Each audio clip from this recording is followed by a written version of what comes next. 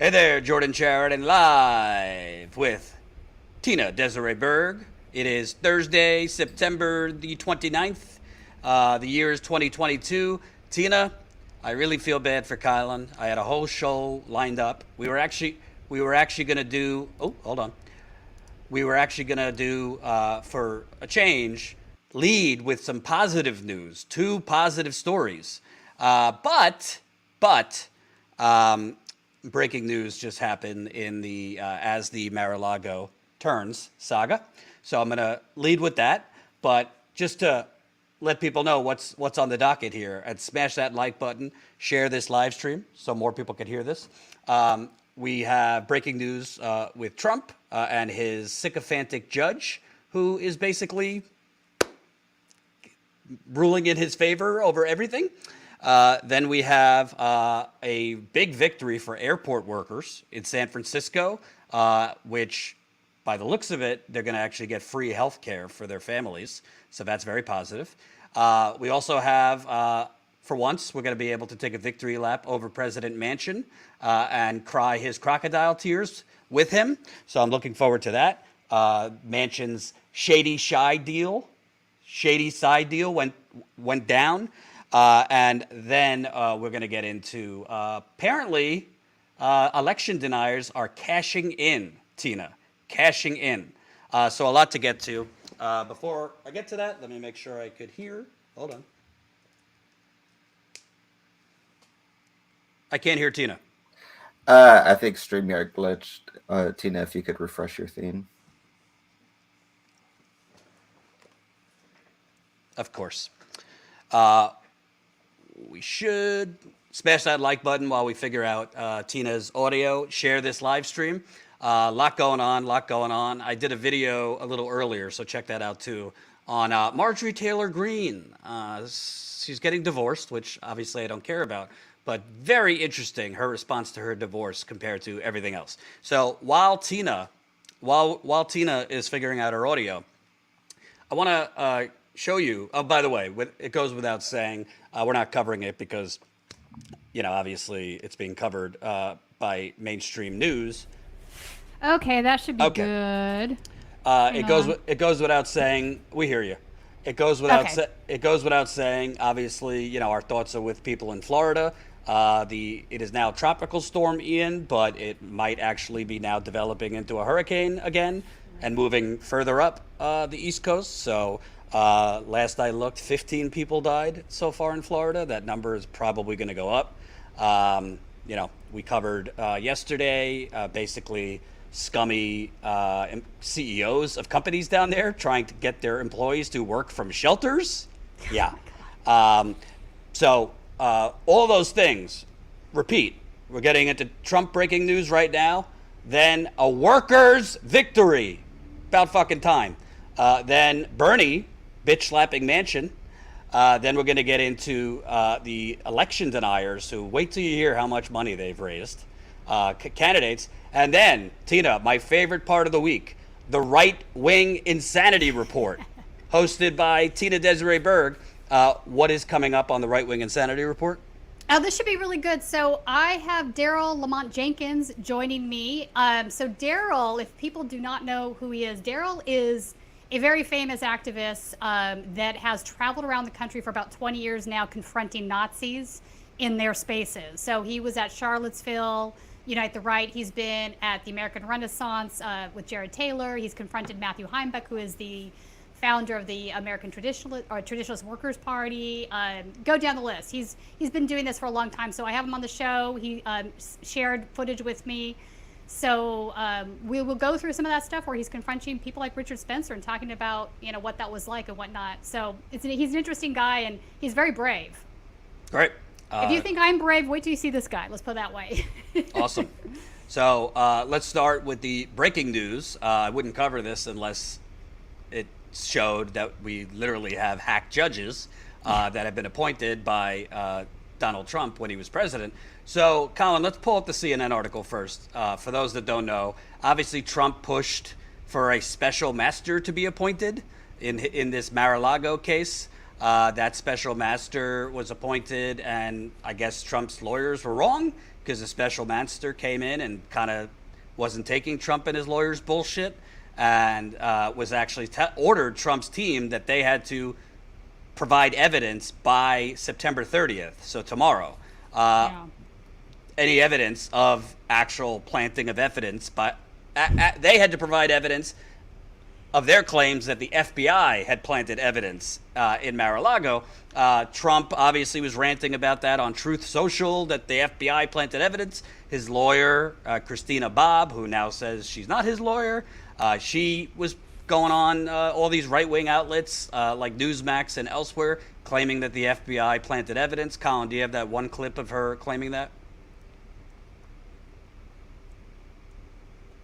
I don't think that there was actually anything there that's worthwhile. We'll see what they come up with. If they did, it'll be interesting, especially since they precluded me from actually watching what they did. But at this point, I don't necessarily think that they would even go to the extent of trying to plant information. I think they just make stuff up and, come up with whatever they want. And that's the way that they will have to proceed in order to actually try to indict the president, because they don't have anything. There's just nothing there. So that's in other clips, she actually said, well, they might have planted evidence, and Trump has been pushing that. So the special master that Trump wanted, Tina, said, all right, how this works is you have to actually provide evidence of that, and you have till basically tomorrow. Well, Judge Cannon, who is the Trump-appointed judge, I think she's in her 30s. She barely has any legal experience. She's young and unqualified, yeah. But you know what? Here's the thing, not to digress into another topic, but Trump appointed so many judges like her across the country in lower courts, and the Democrats rubber stamped these appointments. So it's not just SCOTUS that we're dealing with. We have courts that are compromised at every level, in my opinion, based on having politicized and experienced, and this is a prime example of that. Yeah, and by the way, she's, by reports I read, on the short list for the Supreme Court. Yeah. Yes. So this is somebody who, in an unprecedented manner, appointed a special master to decipher whether classified documents are indeed classified documents. I'm one to say don't believe the government, but I have a hard time believing they're lying that these documents are classified. Right. So this judge, we've seen the photo evidence of that. I mean, this is crazy to me. So the judge, the special master, basically called Trump and his lawyers bluff and said, show me the evidence. Well, that evidence was supposed to be provided tomorrow. So Trump's judge that he appointed just ruled right before we came live, no, actually, Donald Trump doesn't have to provide any evidence that the FBI planted evidence at Mar-a-Lago. Let's show this tweet from Adam Klasfield. He's with Law Crime News. New Judge Cannon overrules the order by her special master that would have forced Trump's lawyers to lodge objections to the accuracy of the DOJ, Department of Justice's inventory, effectively forcing him to prove his planting claims. Trump doesn't need to do that anymore, she rules. And I'll just read this part of her ruling. Upon review of the matter, the court determines as follows. There shall be no separate requirement on plaintiff at this stage, prior to the review of any of the seized materials, to lodge ex ante final objections to the accuracy of defendant's inventory, its descriptions, or its contents. The court's appointment order did not contemplate that obligation. Defendant since has complied with the requirement to attest to its now revised inventory, and the parties and the special master now are situated to proceed forward with the review process pending exchange of the actual materials. Should any additional matters surface during the special master's review process that require consideration of the inventory, blah, blah, blah, blah, blah, blah, blah. So that's just legalese for, he doesn't have to actually provide any evidence to the court that the FBI planted evidence. To follow up with that, Hugo Lowell with The Guardian. Judge Eileen Cannon rules that Trump does not have to submit a declaration or an affidavit about whether the FBI supposedly planted any docs at Mar-a-Lago, at least until the review of the seized materials. In addition to that, and this is the second part of the tweet, Colin, if you could pull it up. This is Hugo Lowell. Cannon extends the final deadline, special master deadline, to December 16th. And these are the dates that need to be met. So overall, this doesn't matter that much because if you haven't been following, the 11th Circuit overruled overruled this hack judge and said the Department of Justice can use the 100 classified documents in their investigation into Trump and the classified documents. So really what the special master is doing right now is going through other documents to see if there's any attorney-client privilege or anything like that. So in terms of actually potentially prosecuting Trump, none of this matters. The Department of Justice has access to the classified documents. Why I think this matters is, Tina, you're the go-to, as far as I'm concerned, you are the go-to independent journalist on conspiracy theories and the violent conspiracy movement. No, seriously, you are steeped in this stuff all day long. I just pay attention. Yeah, I just pay attention. Right, but you're in these chats, you're in this world, you've been at these protests, QAnon, medical freedom. What this judge, by basically saying, Trump, you don't have to provide any evidence for your claim that the FBI planted evidence. And to be clear, the FBI has a long history of planting evidence on black people, on brown people, on indigenous people, poor white people. So we're not fans of the FBI here. However, there's no evidence that the FBI planted evidence. But what this is going to do is now keep this conspiracy theory alive, even if Trump gets prosecuted. So my question is this, so I think there's a big difference here. There's strong evidence that these documents weren't planted, right? So these documents, my understanding is it's not just Trump that knows these documents there, but multiple other people who have said, yes, these documents were there. So it's not like this is a he said, she said with some toy gun put in some guy's trunk. There's like solid evidence here that these documents exist. Also, I saw a tweet this morning that it's actually almost 200,000 documents. It's much higher than the original count. Did 200,000 pages, yeah. Pages, yeah. That's an insane amount. But you can't possibly miss 200,000 pages. But to me, you're talking sensibly, but we're talking about the Trump movement. And I'm not calling every Trump supporter, gullible. But what I am saying is within the MAGA movement, there are significant pockets of conspiracy theorists. Oh, 100%. QAnon. Cannon might be part of that. It wouldn't surprise me if she bought into it in the same way Ginni Thomas and some of these other individuals have bought into QAnon. They have all supported some sort of conspiracy theory, even if it's the lighter weight version of it, right? Not the full-blown QAnon, but they were putting forth all kinds of crazy stuff. So because the reality shocking. The reality is, all we have to do is go back to the campaign. The facts don't actually matter to most of these people. For example, Trump positioned himself that he was against the Iraq War.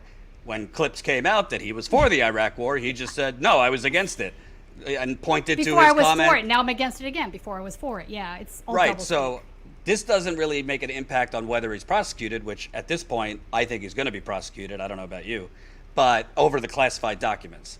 But I think for his people, the fact that, because really, if he had to actually provide evidence, which you can't provide evidence, he would, and his lawyers would be actually incriminating themselves because they'd be lying in court filings. So it gives him an out where he doesn't have to do that. And it gives his people and so let's say he's prosecuted, it fans the flames even more. This is the deep state, they planted it, blah, blah, blah, blah, blah. So 100%, yeah. It's on one end it's funny, but on the other end it's not, because I could see his people. I mean, I already know if I'm on the campaign trail in 2024 and I'm at Trump rallies, I'm going to see shirts. They planted it. Right. 100%. You're going to see signs, planted evidence. I think this is important. I also think it's important because, as you've been reporting, it's the violent part of these conspiracy movements is growing. We don't need to provide them more fodder to be violent. They create enough fodder all on their own in their private chat rooms. I don't disagree with you. It will be a whole entire platform of stolen election is now planted evidence. There's no end in sight.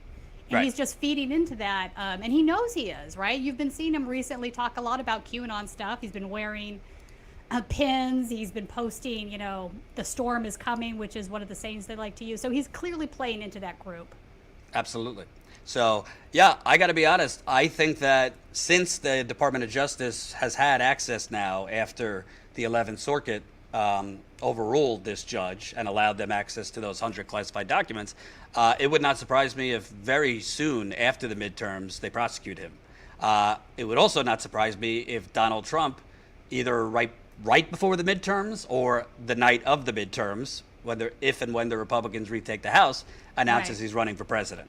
Legally, that would not obviously stop them from prosecuting him, but it does feed into his narrative that they're trying to stop us from saving America or making America great again. And this is all an attempt to stop. 1776. Yeah, this is all an attempt to stop your fearless leader. And obviously, if he's a declared candidate and he's doing his wackadoodle rallies around the country, it helps his narrative if he's already out there and then he's prosecuted. So we'll see what happens, but it's really amazing. I mean, I don't believe we actually have a fair legal system. I call it the Department of Injustice. With that said, it's incredible, like you said, the Democrats who could have fought against a lot of these appointments. They chose not to, by Trump. Basically, it was McConnell, and Trump was just rubber stamping these appointments. They didn't fight against. Chuck Schumer basically handed them cake as Mitch McConnell appointed a lot of these hacks. There's over 100 that I'm aware of, so 100%. Absolutely. So and it's problematic because these judges view far more cases than SCOTUS does, even though SCOTUS is the highest court in the land. But the illegitimate viewpoint, the public trust in our judicial system, it's not just SCOTUS, is at an all-time low. And these courts absolutely need public buy-in in order to function properly. So it's also dangerous in that sense. Absolutely. All right. Unless something else breaks on Trump, we'll move on. Tina, we have two good news stories in a row. Two good news stories. Colin, do we have a sound effect for good news? I don't know. Probably not, because we never tell any. I'll just do this. Woohoo! Hold on. Wait, let me find something good. No, that's bad. Oh, that's bad news. Okay. We got to get a good news. Oh, wait, how about birthday party? That's perfect. So, Tina, the corporate media didn't really cover this. I reached out for an interview, but I couldn't get one. 1,000 workers at the San Francisco International Airport went on strike for several days. And boy, were the airports freaking out.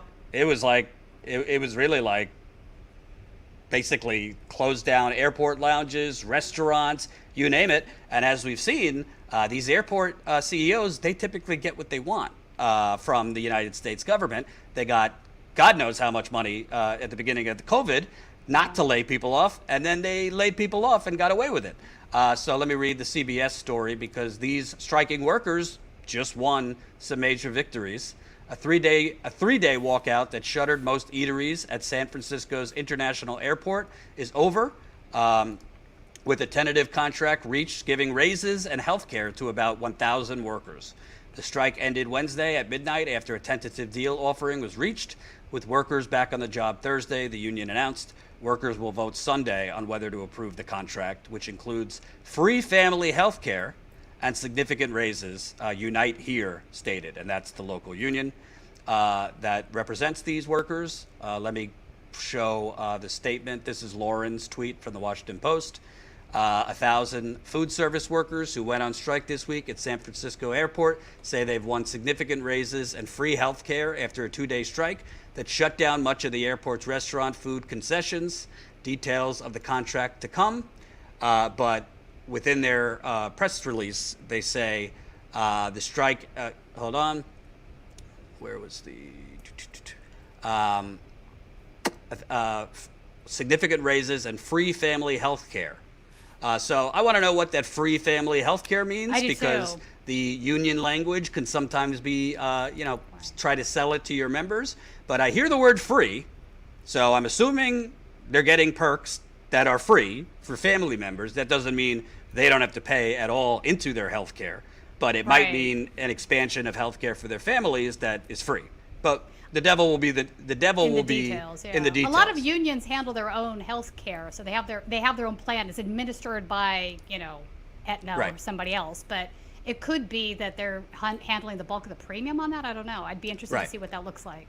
And Colin, if we could put up the picture, the tweet, Unite Here, just to show kind of photos from the strike. Unite Here local tweeted out, "We won." 1,000 fast food workers. So you see people hands in the air, right outside the airport with signs. One job should be enough. So, I think what's really amazing about this, 3 days is quick. I mean, most of the strikes I've covered drag on for weeks. That is quick. The fact that they were victorious, remains to be seen. It's tentative, so we'll see if the workers, vote yes. From what I hear, they're happy with it. But a 3-day strike, obviously the workers had leverage. I mean, you're at an airport. They do have leverage. I think they're starting to learn that they have leverage. Recently too, we almost had a strike here that was averted in the 11th hour, right before they were going to start strike. I went to go cover the strike. It was the nurses at USC Med Center. Mm-hmm. Right before they were going to start striking, they came out and said, we just reached a deal. No strike. So I think, they're getting pressure and they realize that they can't keep extracting wealth from their working class at the rate that they're doing. So the tide is changing. Workers are feeling more empowered and emboldened, and I think it's a good thing. Absolutely. And remember, smash that like button. We got 250 people watching. We need another 100 of you to press that like button. Super chats are welcome. I'll read them at the end. But that's not it. There's really, if you remember, Colin and I last October went to Iowa when they were calling it Striketober last year. We covered the John Deere strikes on the ground in Iowa and Illinois. Well, it's kind of a Striketober again this year. There's a bunch of new labor efforts, and frankly, the corporate media doesn't give a shit. They don't want to cover it. This is from The Guardian. Hold on. New Striketober looms as U.S. walkouts increase amid surge in union activity. They started with thousands of workers around the U.S. are going on strike or threatening to do so heading into October amid a recent surge of labor activity in America. And just a month before the midterms, support for labor unions in the U.S. has grown over the past year as a surge in organizing has resulted in workers winning union elections at major corporations, including Starbucks, Amazon, Apple, Chipotle, Trader Joe's, Google, REI, and Verizon. Union election petitions increased 58% in the first 3 quarters of this year compared with 2021, and public support for labor unions is at its highest point since 1965, according to the most recent Gallup poll. 71% approve of labor unions in the U.S. So, I'm just going to go through a few of them.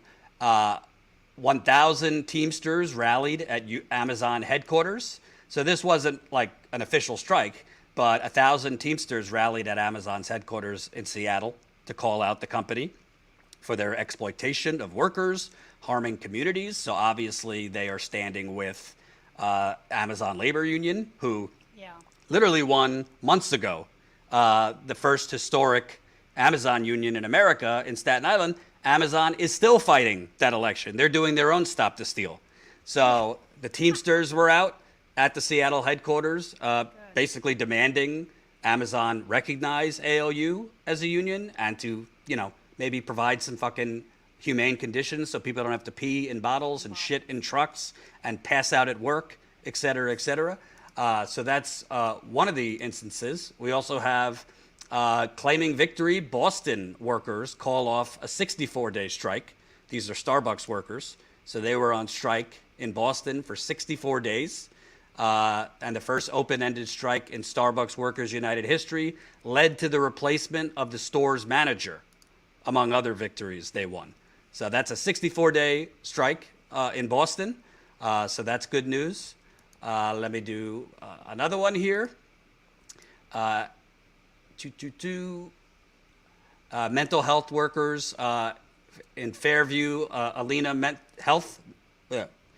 I don't know how they headlined this. Mental health workers from M Health Fairview and Alina Health are moving forward with strike plans. The workers filed a 10-day notice yesterday for a 3-day planned strike if a labor agreement between the sides isn't reached. So these are just a few of them. I could find more. Workers at the largest residential... The strippers on strike here in L.A. Mm-hmm. Workers at the largest residential property management company in the Twin Cities, First Service, have voted to strike sometime in October as they seek union recognition. They say the company has refused to meet with them. The strike could affect dozens of condo buildings.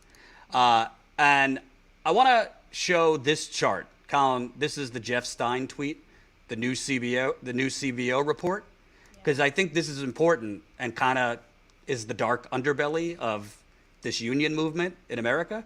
Look at this chart. I'll wait for Colin to get it. No. It's the Jeff Stein tweet in the live stream doc, new CBO report.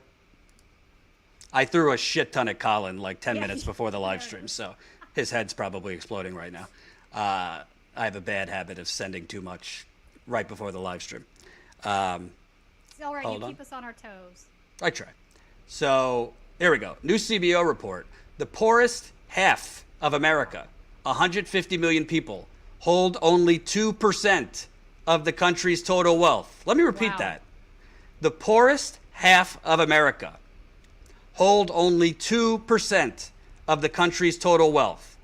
Wealth of the top 10% has grown markedly since 1989.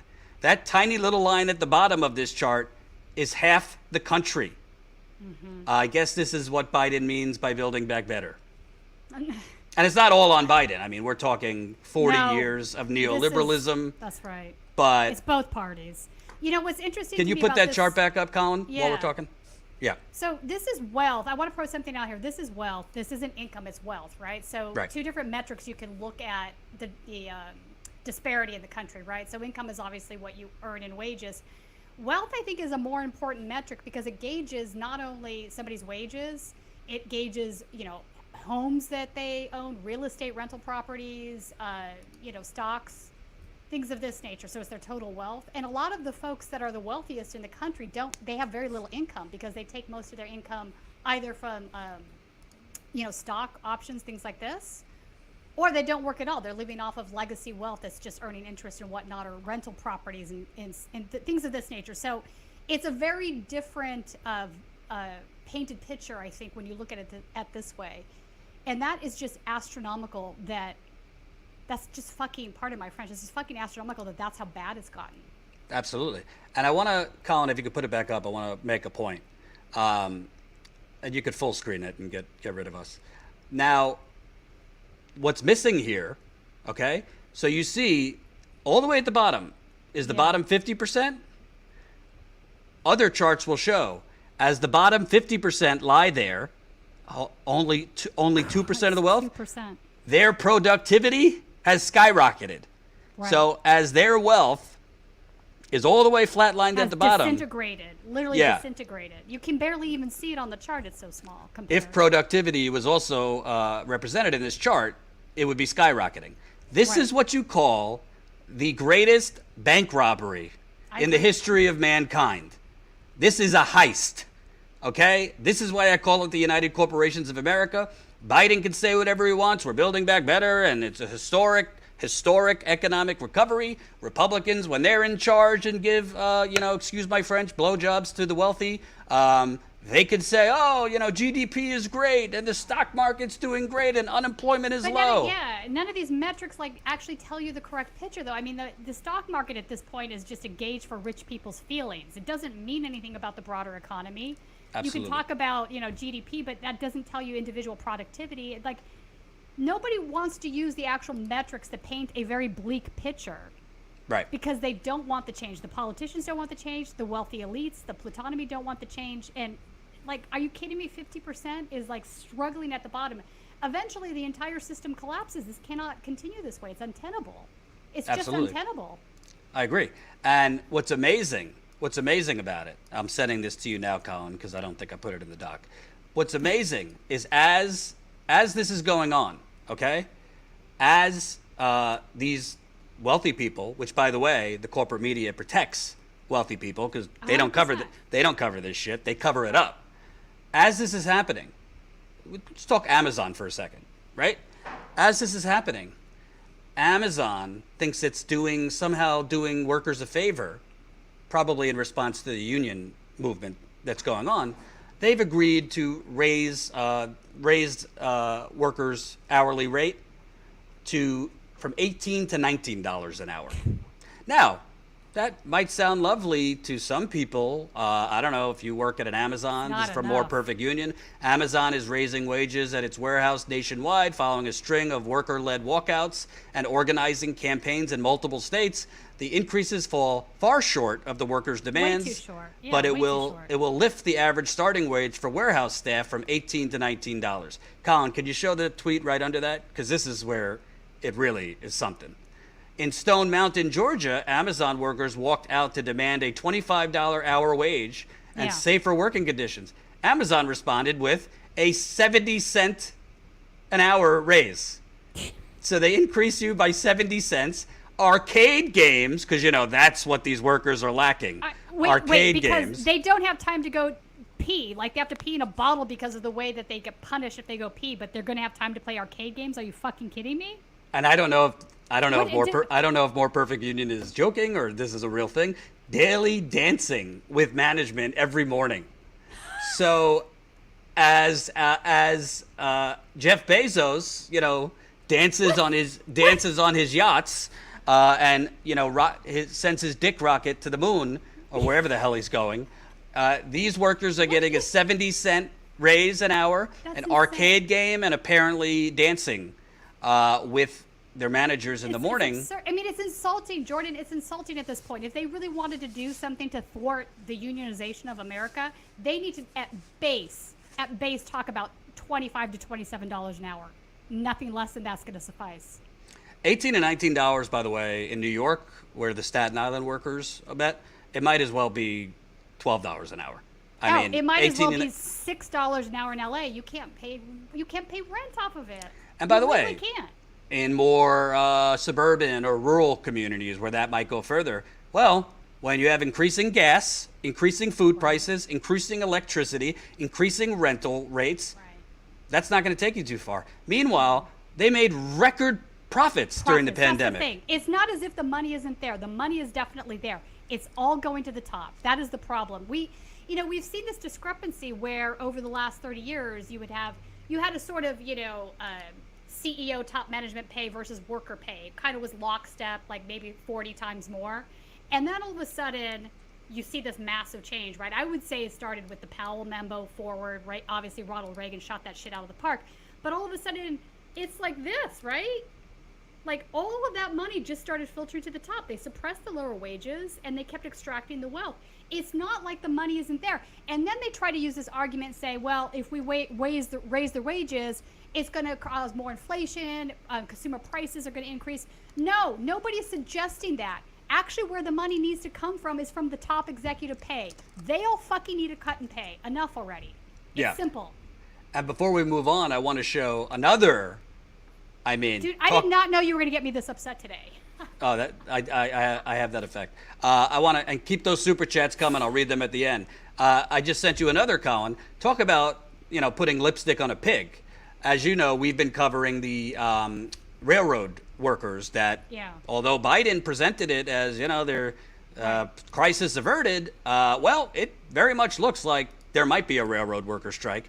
The Machinists Union, which is one of the biggest railroad unions, they reached a tentative agreement with the rail carriers. And look at what they're trying to sell to their workers as some victory. If you have it, Colin, I just sent you. Your solidarity pays off with a new, stronger tentative agreement. So this is the Machinists Unions trying to sell to their workers, vote for the deal. Go down a little bit, Colin. Cap and healthcare costs, single room occupancy, travel expenses, and per diem. Okay, overtime.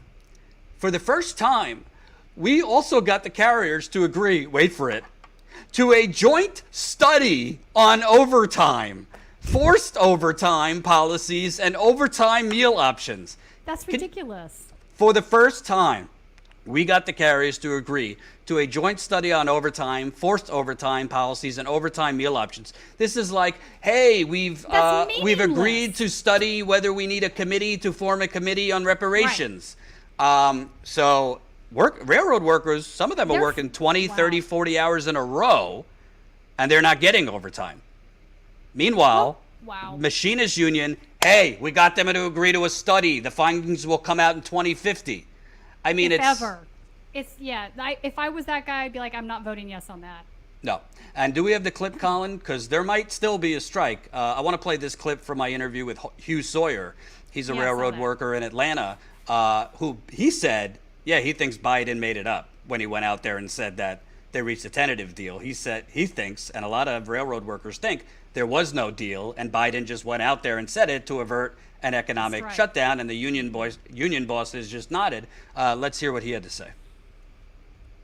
We don't have a crystal ball, but it seems to me there is a chance of a strike. It seems to me right now the only thing happening is they've bought some time to kind of extend what they call the cool down period, which is the period for negotiation. But it seems there could potentially be a strike as soon as right after the midterm elections. Yeah, exactly. After the midterm elections, November 15th, I think, would be the earliest that we could do it. But okay, so we go on strike. It's hard to renegotiate an agreement that you've already sort of agreed to. And I don't know how much. I mean, here's the thing: the economy, the stock market will go down on day one of a rail strike. And if the rail workers are upset enough, and I have to say, I've never seen so much unity across the crafts on this. If we go on strike and stay on strike, I think that's where we would really have some power. Now, Congress can step in and impose the agreement on me. Typically, they'll impose the PEB board recommendations, what have you. But if the Republicans take office on January 3rd, and if all this somehow extends, into that time frame, they might impose the carriers. Of course, if they do that, that really will be an end of the rail industry, because there's so many people will walk away, and I think a lot of people are going to walk away anyway. Right. Absolutely. I agree. It's not worth it anymore. And you're there's lots of good jobs that don't. You're hearing from some workers they might quit. Yep. Now I talk extensively to conductors, and lately I've been working with a lot of the youngest people, the extra board people, and they definitely say they're not making a career of it, not planning on making a career of it.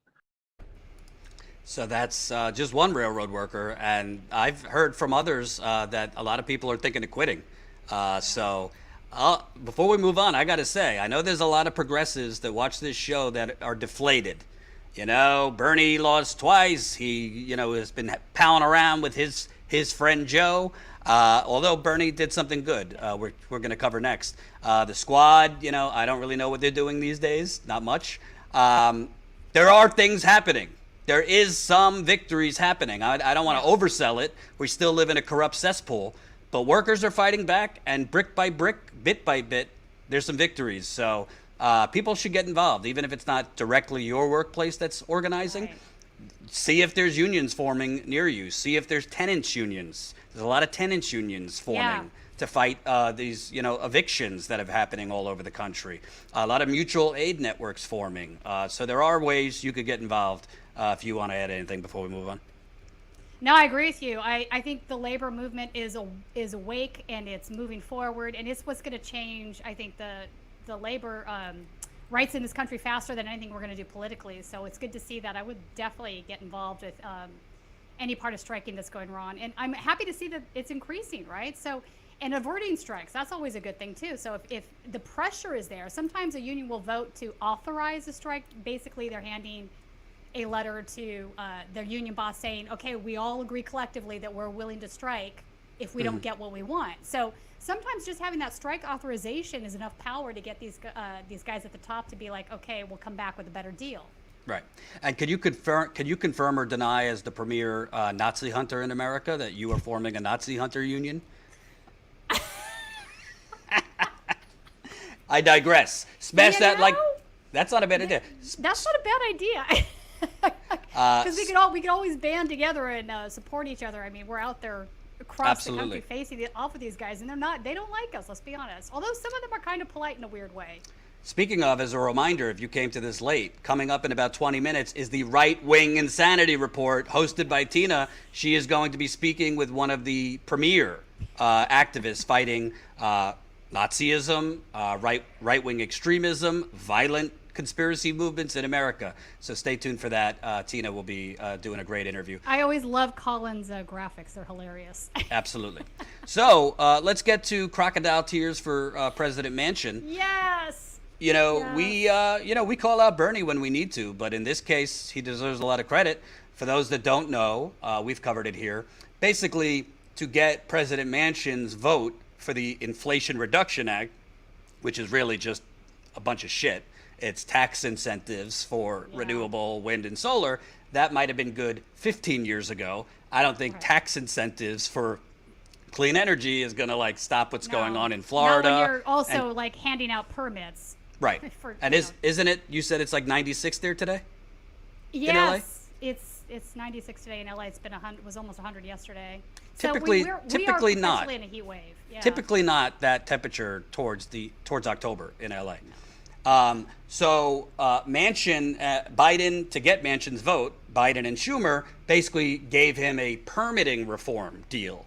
And as Tina and I covered last week, in that permitting reform bill, it rammed through a very dangerous natural gas pipeline called the Mountain Valley Pipeline, which I covered on the ground in Virginia several years ago. That pipeline, in addition to, obviously methane is way worse than carbon dioxide. They're both bad, but methane's actually worse. That pipeline would have had a blast radius when it explodes of 2.5 miles. Colin, do we have that clip? Yes, they do leak. They do explode. And the newer ones do it more frequently than the older ones. And there's a company with a horrific track record. They're the ones putting it in, and they've never put it in such steep and dangerous terrain. They've got a terrible track record, and it's the largest pipeline they've ever put in. It's going to be awful. There's no way nothing cannot go wrong. Right. And one of the FERC commissioners, again, the Federal Energy Regulatory Commission, I was a 2-to-1 vote basically to give them eminent domain. One of the FERC commissioners, for an organization that's supposed to have 5 members, so 2 seats are vacant. But one of the commissioners was pointing out they've never seen a pipeline on this scale, in this kind of land, the steep terrain. When you're talking about pipelines going under this kind of land, if there's an explosion, the blast radius could be potentially 2.5 miles. Everything will be dead in 2.5 miles. And that's all but my son. And if he's visiting, that wipes us out. I mean, my sister-in-laws both live in town, and my brother-in-laws up here, some and some not. So that will wipe out the 7th generation of Terrys, pretty much. 2.5 mile, that's all my friends, all my neighbors, and all my family gone. And the firefighters up here said, Red, there's nothing we can do. It'll take them a while to turn the gas off, so it'll be fueled by the gas. And he said, there's no way we can fight it on this steep terrain.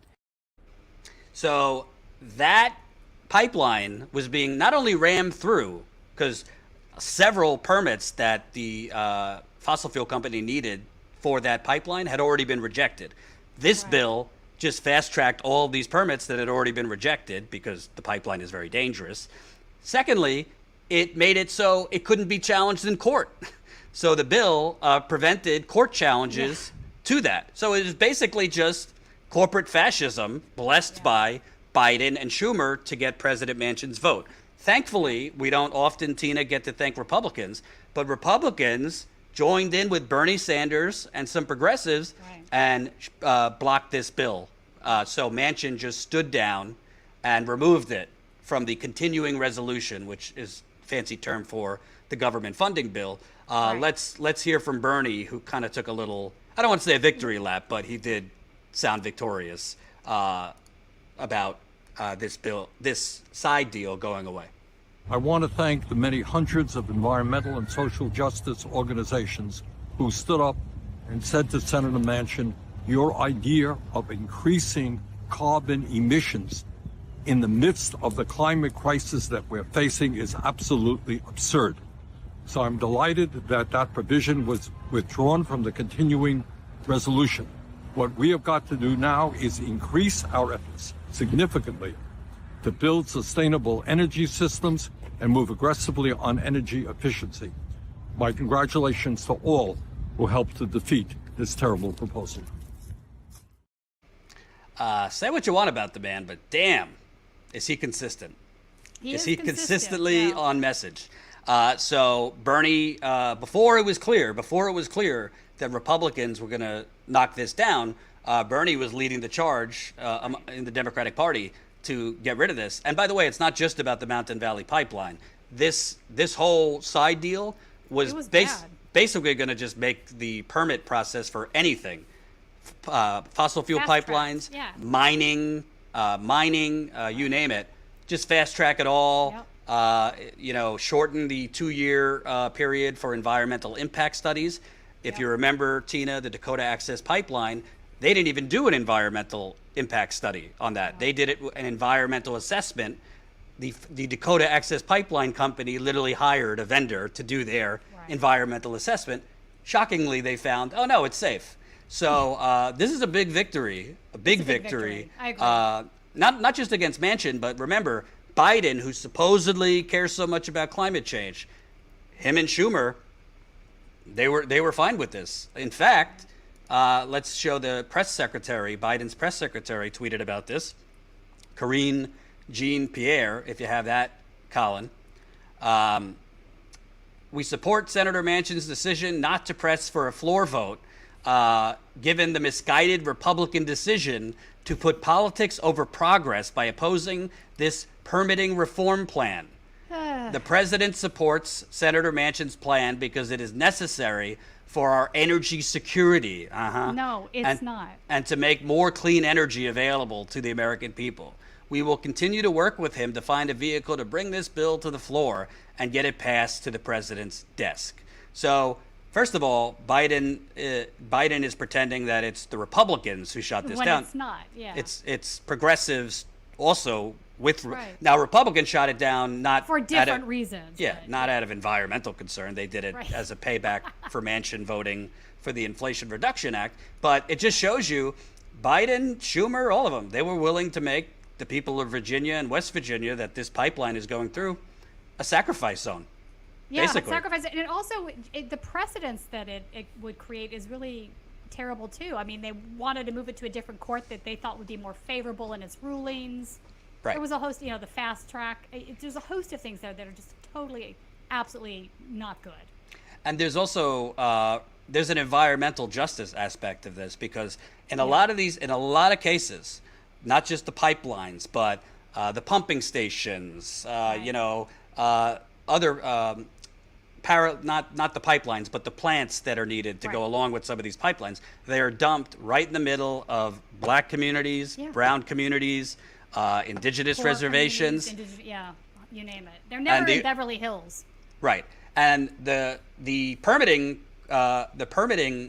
process already is not good. This would have made it even worse. So it would have basically made it that all right, you know what? This white community here doesn't want this plant or this pumping station or this, you name it, that's putting toxic stuff into the air. We're going to put it, I remember I covered in Virginia, Union Hill, was it? They put a really toxic compressor station, that's what it was, right in the middle of a historically black community. They literally dumped it, Tina, right next to a church that had freed slaves buried in Union Hill. So disrespectful. And they don't care, though. This compressor station was pumping all sorts of toxins into the air. It was a retired a community with older black people that lived in it. And those activists fought it, and they won. This would have made it a lot harder and would have been a rubber stamp. So kudos. In this case, thank you, Republicans. Not for the right reasons, but we'll take it. We'll take it. Thanks to Bernie for fighting. I'm still mad at you for palling around with Joe Biden and not aggressively fighting him to honor his pledge of a $15 minimum wage, which, I don't know, at this point, It seems so ridiculous to me at this point. $15 an hour. That ship sailed. We need to be fighting for 25. Yeah, I agree. And by the way, let's remember they can't live off of that. Let's remember if 15 went into place today, or if 20 went into place today, or if $25 went into place today, it's staggered over several years. It's not right away. I mean, listen, even 25 would be a struggle for a lot of cities. Mm-hmm. Absolutely. All right. Last topic before the right-wing insanity report. Keep those super chats coming. Tina, you sent this to me, and boy, is this something. Election deniers are really cashing in. There's been reports that I think almost half of the congressional candidates on the Republican side deny that Biden won the election and are still pushing Trump's bullshit. Well, corporations who claim they love democracy so much have given $40 million to the Sedition Caucus. $40 million to these candidates who are pushing basically stop the steal. Let me read some of this. And some of them said that they weren't going to. That's the wild thing. Right. 1,238 corporate and industry groups have donated over $44 million directly to Sedition Caucus members, campaigns, and leadership PACs. Corporate, I'm going to go down a little bit. Corporate and industry group political action committees have donated over $44 million directly to the campaigns and leadership PACs of the 147 members of the Sedition Caucus. Companies and trade associations that pledged to suspend donations have given more than $12 million to the campaign and leadership PACs of the Sedition Caucus, and addiction. Coke Industries, $625,000, shock. American Crystal Sugar, $530,000. Home Depot, who are big Trump people, $525,000. Boeing, $488,000. UPS, who's union busting, $479,000. We could go down the list here. Corporate pledges to democracy abandoned. In the days after the insurrection, nearly 250 companies suspended donations to members of the Sedition Caucus, but less than 2 years later, less than a third of those companies have kept their promises. Shocker. Some resumed giving just months after the riot, highlighting the emptiness of their public stances. Take it away, Tina. They just worry about optics, right? So they stop giving the money because they know the American people are angry and upset. You know, these folks try to overturn an election. They're upset, right? So we don't want the tinge of that on our companies. But then that quietly goes away, right? I mean, the statement by Coke Industries I thought was interesting. Coke Industries claimed they would evaluate the members they donate to based on civility following the attack. How they define that is questionable, however, as they resumed giving to seditionists 2 months later. So what that tells me is that, you know, as with everything in corporate America, it's all about making money. And if they think they're going to lose money, i.e. I support seditionists, we might lose money.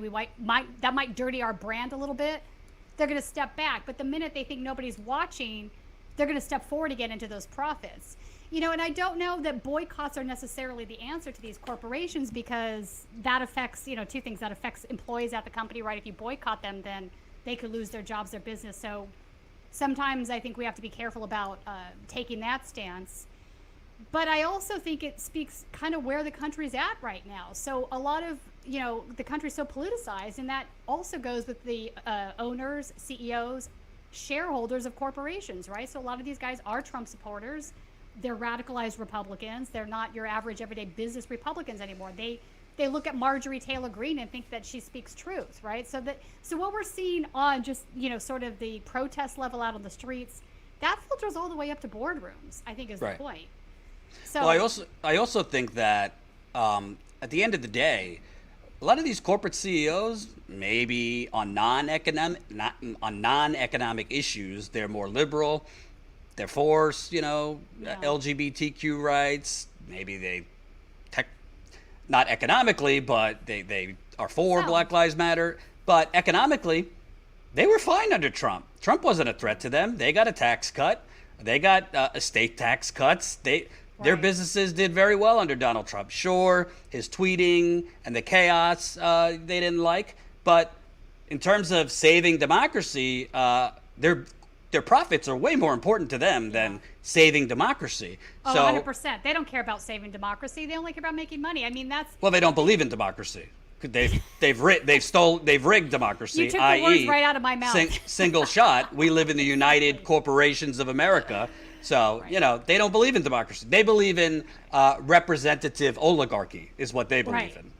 Right. Yeah, they want their way at all costs. So, and they've gotten their way for a long time. I mean, if you look at the, from the night, I'd say 1972, 1973 forward, they've gotten away with a lot of that. They intentionally went out there and had a game plan via the Powell memo of how they were going to change, legislation to benefit them, how they were going to change everything in the country to benefit them, unraveling FDR's New Deal because that was bad for them. So they, went about that, and that included not only electing politicians that they were bought and paid for in both parties. It meant, working on the judicial system and getting judges that were more favorable to their beliefs, i.e. the Heritage Foundation and whatnot. So there was a whole game plan that touched every aspect of our government. And Right. they've been very successful in that because it's really hard to get these rights back once they've been taken away. Absolutely. And speaking of election deniers, let's do the Ginni Thomas perp walk. Ginni Thomas, the wife of Supreme Court Justice Clarence Thomas, she went in to talk to the January 6th committee today. As far as I could tell, I don't know, but it doesn't seem that she was under oath. I could be wrong. It doesn't seem like she was even subpoenaed. She'd agreed. Yeah, she she agreed was to definitely come. not subpoenaed. It was a voluntary interview, so there's no Let's- subpoena there. Colin, can we show the clip of her walking in and her weird response to a reporter? Ms. Thomas, why do you feel like you need to speak to the committee to clear your name? Thank you for being here. Did you speak with your husband of your beliefs of the election being stolen? Thank you for your question. I look forward to answering with members. So, thank you for being here. I'm an idiot. But some, I guess it's not shocking, but this tweet from a CNN reporter, Benny Thompson, who's the chair. Yeah. He said that Ginni Thomas reiterated her belief to the January 6th committee today that the 2020 election was stolen. YouTube, we're not saying that. Disclaimer, we're not saying that. You got to be clear to the algorithm. Biden won the election. But apparently Ginni Thomas reiterated this stuff in her interview today. Follow-up to that, Thompson told me he didn't hear committee investigators ask Ginni Thomas about her communications with her husband, Clarence Thomas, but he cautioned he was only at the interview for about an hour, not while I was there. Why wouldn't that be like one of the first things you question her about? I don't know. Are they afraid to ask the obvious here? I mean, listen, they're husband and wife. I know she says that they don't discuss his work. I find that incredibly hard to believe. You're married. Come on, let's be real here. But Ginni has a litany of things that she has engaged in through her lifetime that are questionable. This didn't come out of left field, right? So speaking of her Heritage Foundation, she worked there. It's on her LinkedIn. I'm not sure the extent of how many years she was there, but somebody did pull up the financials. She took $700K from the Heritage Foundation from 2003 to 2007. So a very long time. It's a nice $700K. pot. That's a nice chunk of change, right? So, Yeah. And the Heritage Foundation regularly files Friends of the Court briefs to support certain positions that are incredibly conservative. This is a very far-right think tank. It's not... Well, also, Clarence Thomas was the only Supreme Court justice. Even the other fucking far-right Republican justices, he was the only one to vote in favor of Donald Trump in election-related, 2020 election-related decision. Basically Right, saying we should hear Trump's argument. So this thing that her and her husband aren't simpatico, that the election was stolen and all this stuff. Let me tell you something. I don't believe it. If Sonia Sotomayor, Elena Kagan, or Ketanji Brown Jackson's spouse, okay, sent text messages to Obama's chief of staff, or anybody about contesting election results, how quickly do you think the Republicans forget impeaching Oh, they would be that all justice? over it. Yeah. They would be calling for criminal prosecution and life imprisonment of that Supreme Court justice, even if there was no evidence that the Supreme Court justice was in on it. In this case, you have, I mean, she was texting Mark Meadows, the chief of staff. Yeah. She was texting Republicans in Arizona. She was reaching out to Republicans in Wisconsin, it came out, Yep. trying Yeah, to 100%. overturn. And She supported the fake elector entire thing. Like, she was telling them, like, just get rid of, and then we can convince Pence not to, you know, not to say, so she was 100% all in on all of that. And But even, the spineless Democratic Party doesn't do any investigation into Clarence Thomas. By the way, in some of those texts, she said, I just talked to my best friend about this. In previous reports, they refer to each other as their best friends. Kind of cute, but hello. Do you know, Jordan, she interviewed him for the Daily Caller. We should pull that up one day. Oh my God. So listen, True Democratic story. Party is plenty corrupt too. But in addition to that corruption, so fucking spineless. Even if there was no chance of impeaching Clarence Thomas, they should have tried, or at least made a public investigation that we need to know if Supreme Court Justice Clarence Thomas was involved in this. They let Mitch McConnell steal a Supreme Court justice from Obama. At least push for inquiry into Clarence Thomas. They never do, Jordan. This is on brand for the Democrats. They never do. But things have gotten markedly worse, right? So it's not. This is, as far as I'm concerned, there's an obvious ethics violation going on here. That should be super clear. I think that SCOTUS judges absolutely should not have lifetime appointments. I think that needs to be done away with, because it's not just Thomas. It's half the court right now. You know, you look at the polling on how Americans view SCOTUS, and they view it as an illegitimate court at this point. And no matter how many times Alito comes out there and says, you can't criticize us, that's not fair, I'm like, I'm sorry, Alito, we can criticize you. We should criticize you. You are clearly engaging in political decisions at this point. You don't lightly overturn a 50-year precedent, a 50-year right, based on a whim, and think that the American public isn't going to question that. And all the polls have SCOTUS down to like 40% approval rate. It's never been that low. So this is. It's at 40% approval? That's high. 40%. In fact, I thought it was closer maybe it to, should be. Yeah, no, I thought only it was 40%. much lower. So 60% disapprove. So I'll give you the numbers. Gallup poll had 47% trust the court. That's less than 50% of the country, though. That is the lowest it's ever been. Let's put it that way. I mean, if you go back to like 1999, Jordan, just to put this into perspective, I thought this was interesting. It was an 80% approval rating in 1999. It dropped down to 75% in 2000 for the obvious reasons, you know, I'm bringing this up, right? But that's 75%. Even then, that's a 5% drop. That is nothing like what we're seeing today. 40% is terrible. You go to Pew Research, they have them also favorability at only 48%. So it's about on par with what. I'm actually shocked. I thought it was much lower approval. I thought it was like in the 20s. Yeah. It should be. I think people tend to not want to distrust our highest court in the land. I think people are fighting with that. So for that reason, I do think 40% is pretty low. I think when people kind of sort of get past that hump of it's our highest court, it's supposed to be somebody we trust. They decide, you know, what the Constitution says. That's a big deal, right? So, you know, and it doesn't help that we've got certain justices out there right now trying to defend the indefensible positions that they're making, and they're doing it in an arrogant fashion, right? Right. You have no right to question the decisions that we make. That's just not how this works. We do have that right. It is based on public trust in your institution.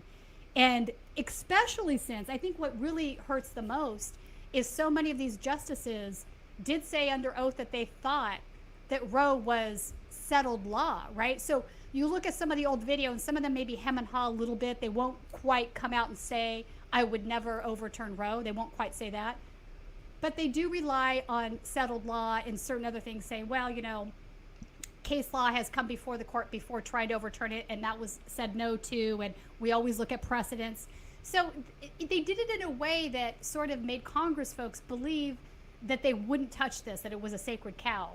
And clearly, behind closed doors, that's not what they believed. And Heritage Foundation, once again, had a hand in this. Right. So I think people are painfully aware right now of what's happening around them, and they're struggling with it as they should be. And I think the illegitimacy of this court is a really serious situation. And I don't think 40%, 47% is hitting rock bottom. Okay, so let's put it that way. I think it is. I hear what you're saying, that you thought it would be lower, because it should be in many regards. But look at the like, most Americans believe that Roe should be the law of the land, right? Even people that maybe don't want to have an abortion themselves, they understand the wisdom of not regulating that and saying to themselves, okay, so I might not personally believe in abortion, but I'm not going to take that right away from someone else. There's legitimacy to that. So the majority of Americans don't want this. And, one of them, was it Alito or the other guy? One of them was talking about how they can't be at the whim of public opinion. They play that back and forth too, don't they? Right? Yeah. Depending on what the situation is or what they are discussing, right? So I don't know. I think it's in a very, very dire spot right now. Enough is enough. Exactly.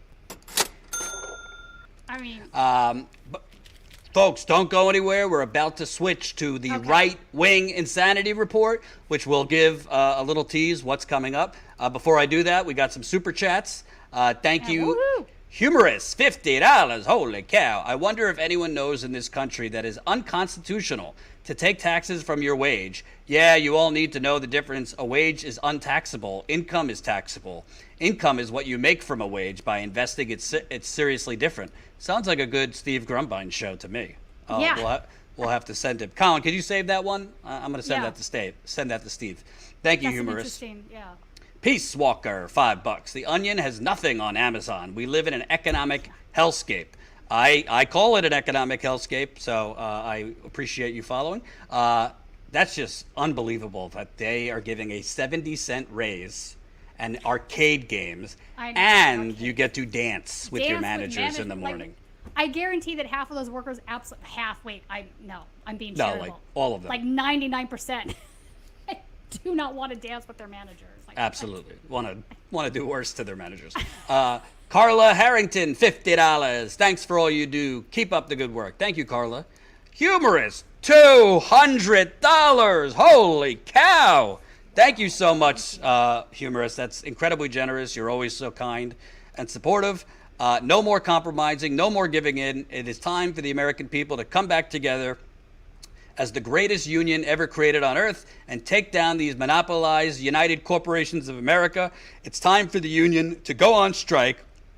All of us, 322 million people. I think it's over 330 million now in the United Corporations of America. Wow. Hey, I've been calling for a general strike for 2 years, but people need to get their head out of their ass.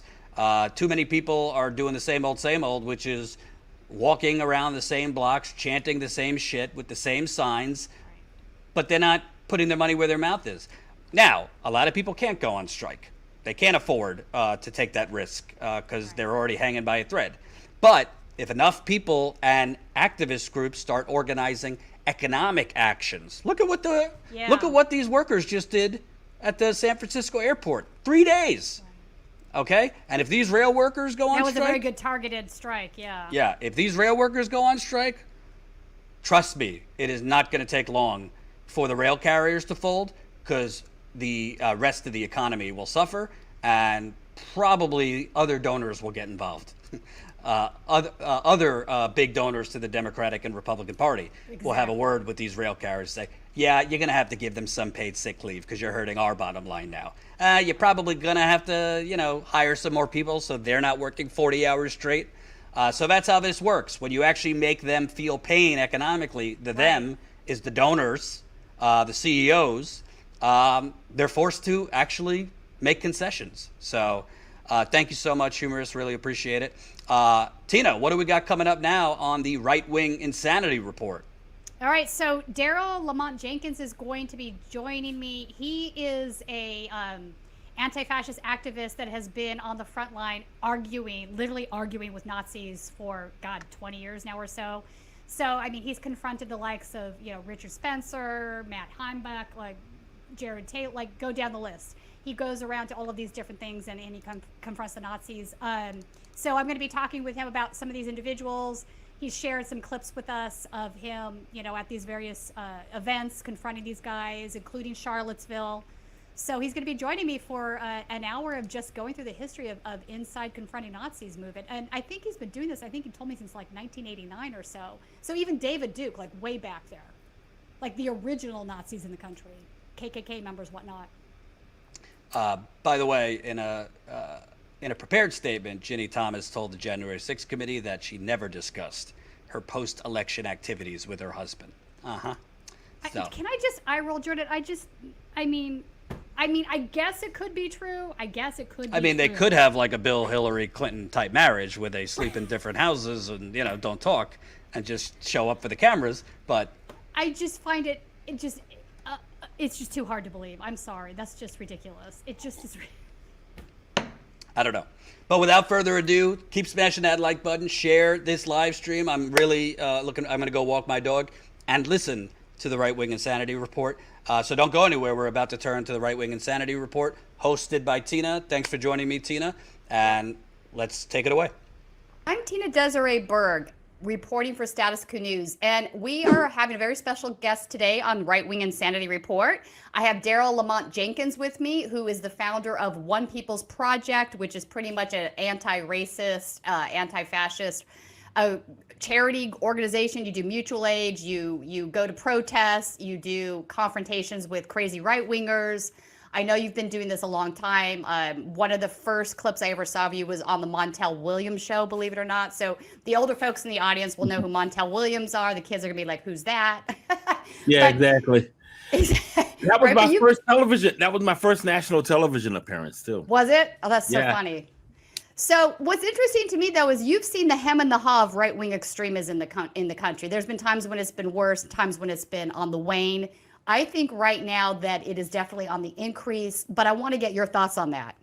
Well, actually, I think it's on the worst now because they think that they have free reign. Right. Emphasis on the think. Doesn't mean that we're in a bad situation. I mean, not in a bad situation. Doesn't mean that we cannot control it. We can't get back to where we were prior to 2015, but it definitely means that they stepped up their game a little bit to the point that people who used to say they weren't racist are now just coming out of their face with it, which makes things a little bit easier for us. But by the same token, we don't want it. And that's what we're fighting these days. I mean, we're just basically reinforcing the fact that the gains of the civil rights movement are not going to be lost, and we're going to keep advancing ourselves to the point that we are going to run things. Yeah, and speaking of, I think 2015 really was a turning point. You mentioned that as a space where things changed a little bit. Trump definitely allowed people to have more free reign, as you said. So folks that were more in the closet before might have held quiet racist beliefs are now saying that stuff out loud. I also think we're seeing radicalization happen on Telegram, for example. People that might have been your garden variety kind of racist stuff are now turning into actual neo-Nazis where they're like, yeah, swastikas and Heil Hitler. Like, I see this stuff going on, and it's very concerning to me. There's definitely a rise in fascism in the country, and I don't think that went away with Trump. I think it's here. We're dealing with it. The folks, in fact, that are still part of that Trump cult, committed to that ideology, are much more emboldened than they were when he was president. It's almost as if him losing the election and them actually not believing that he lost the election made it much worse in some instances. I've seen a lot of violence recently. What are your thoughts on that? Well, I think what we're dealing with, and I would just tell you flat out, I think we've been dealing with it for a good 30, 40 years, because you're basically talking about the people who have been doing this all the time. I mean, this is bigger than Trump. It was bigger than George Bush when they really started getting stupid. George W. Bush. Because before George W. Bush, they pretty much felt that they had control of everything. But something happened in the 22 years ago that shifted. We started getting out of college and just basically started going, building up our careers, people my age. And we warned them when we were in college that we weren't going to live the way they want us to live. And we were putting all of that into motion. And that was really scaring them. But what really scared them was they were the generation that allowed a black man to become president. Yeah, you They know, so don't some of wanna that is admit it. reactionary, isn't it? Yeah, you're Yeah, not they wrong on don't want that. to admit that, Yeah. of course, but that was the last, that was the one thing that made them go, we lost control. Right. Bad enough that people didn't care too much for the Republicans after George W. Bush.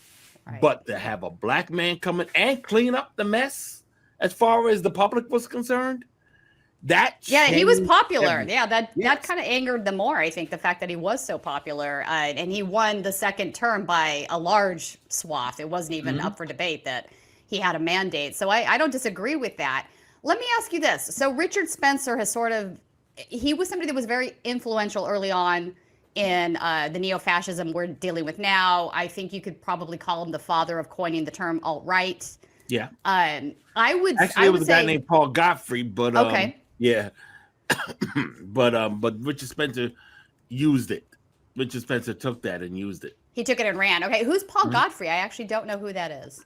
Paul Godfrey is a college professor that started something called the H.L. Mencken Club, and he was a regular speaker at a lot of your right-wing conferences, particularly American Renaissance. He had his own conferences, the H.L. Mencken Club conferences, and he also coined the phrase paleo-conservative.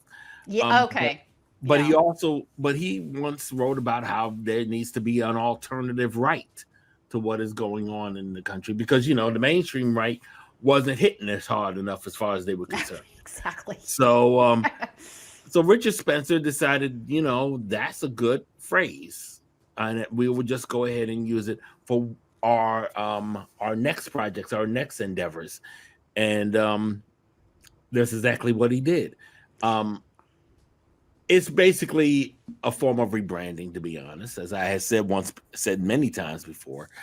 In fact, when he did back in November after Trump was elected, and they had the National Policy Institute conference, right, and he did that "Hail Victory, Hail Trump," and all of that nonsense.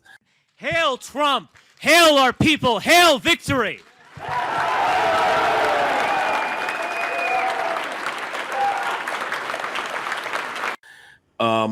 There were some folks out there who got mad because now alt-right is now synonymous with white supremacy, and they were pissed because, in the words of one of them, it was supposed to be a do-over.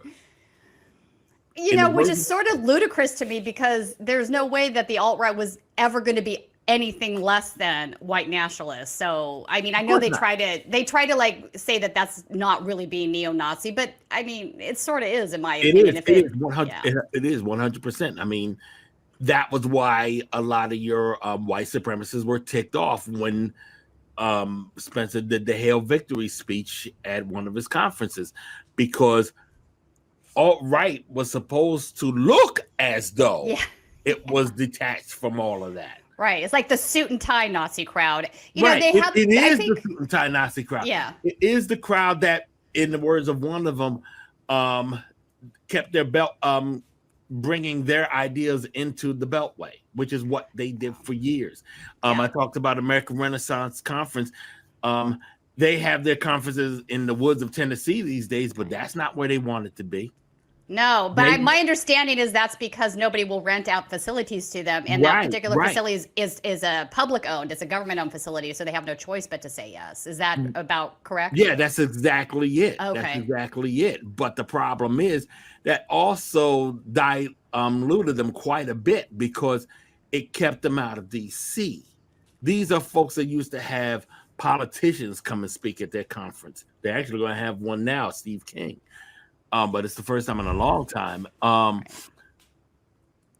they even had their conferences going on C-SPAN. They used to have them aired on C-SPAN. That's cool. And actually, I didn't realize that American Renaissance did. American Renaissance, wow. Their partner, Council of Conservative Citizens, of which Jared Taylor was a board member. They've had that, and you can still see them on the C-SPAN website. I'm Jared Taylor with American Renaissance. We just celebrated Independence Day. Did your heart swell with pride? Were you filled with love for your country? My guess is maybe not. And I have another question. Who does the United States belong to? Well, I'll start with a little story about Philadelphia, where the Declaration of Independence was signed 244 years ago. Like so many other cities, Philadelphia had rioting and looting in honor of George Floyd. It was so bad, the city declared a curfew and called in the National Guard. At one point, word got out that a mob was going to tear down the statue of Columbus in Marconi Plaza. No fewer than 29 statues of Columbus were torn down or carted off before the mob got to them. Those statues were there because Americans admired Columbus, because he brought Europe to the New World. And that's why we have a District of Columbia and Columbia University. That's why scores of cities, including 2 state capitals. I wanted to play a clip actually of you. I know you've confronted Richard Spencer multiple times. He knows who you are. He calls you Daryl the Barrel. I've seen him say that a couple times. But you know, I think you're brave in a sense, and I also think it's interesting that you're willing to meet this guy, have a conversation instead of punching him or whatever. I mean, it's interesting to me. A lot of people would have a different approach, but I wanted to play this clip, and you can tell me about what was going on in this particular situation. Why is it you had an article on your old blog, Alternative Right? Do you actually believe in that call for black genocide? No. Colin put that out. He was your boy. I did not write that. He's not my boy. Secondly, that article, you're totally misrepresenting it. Oh, no. Well, how can I misrepresent? Should there be a black genocide? Come on, man. I mean, it shouldn't even be a question. Go on. Go on. That article was a massive joke. It wasn't funny. I kind of agree. It wasn't funny. funny. It's just like, talk to me about things I say or I publish. Well, you published that. That was on your blog before you got rid of that blog and started this Radix crap. So I am talking to you about that. Why don't you just bringing up stuff? I'm not going to talk. No, man. I mean, you came out here. It was a total mistake. Yes, it was. It was. Me, and it was. It's just like going on Roller Mountain the other day. But that's another story. I love doing that. I like those guys. They made you look bad on that immigration. Not really. When he reminded you that Europeans were immigrants too, and you just went baba baba baba baba. What do you think? I thought that was the funniest thing in the world. I don't know that? Yeah. If you don't know that, if you do know that, then you knew that it was coming, and you also knew that you're wrong in the approaches that you take. Why am I wrong? Because this country is not just yours. They're That's European why. immigrants. They're not. They're different. We're all here. We're all here now. This country is going through change, and not for the better for you, because you want to pick this fight against everybody that's not white. You say that, Daryl. I don't think you're gonna. I think you might be creating alt-rightists as we speak by saying that. And they will fall with you. I promise you. What does that mean? They what do you will mean fall by that, with you. Daryl? I mean, they will not. White genocide? No, I'm not calling for white genocide, but I am calling for the alt-right to fall, to drop dead. Yes, yeah. Well, you're not just like any other Nazi. Just like any other. We're gonna die in your mind. You're not being very successful because we're growing. We're actually well, that's what the Klan told me like 20 years ago. When I mean, every neo-Nazi that has ever spoken to me always said white people are waking up and they're growing, and yet we don't see it. You know why? Because it's not true. It didn't work back in the day. Didn't work with Pat Buchanan. Didn't work with Jared Taylor. Didn't work. We're gonna have to over and over and over again. Yeah, the process has failed. No, you keep trying to do the same old thing that people keep rejecting. Daryl, and if you have to have an Asian woman, black people come to your conferences, we don't need. You cannot promote Europeanism when you have people that look like me. The conservatives in this country are looking more and more like me, sounding more and more. Well, why are you becoming whiter and whiter as the Republican Party becomes whiter and whiter year by year? It doesn't seem to be that way if you got folks like Marco Rubio around. Up on the stage. They almost made it. They was pushing for him to be president. He's decided to give this Trump Hail Mary. He's effectively Cuban. Effectively Cuban? What does that even mean? It means he's Cuban. Why are you yelling? Because you're funny and I want to make sure everybody hears it.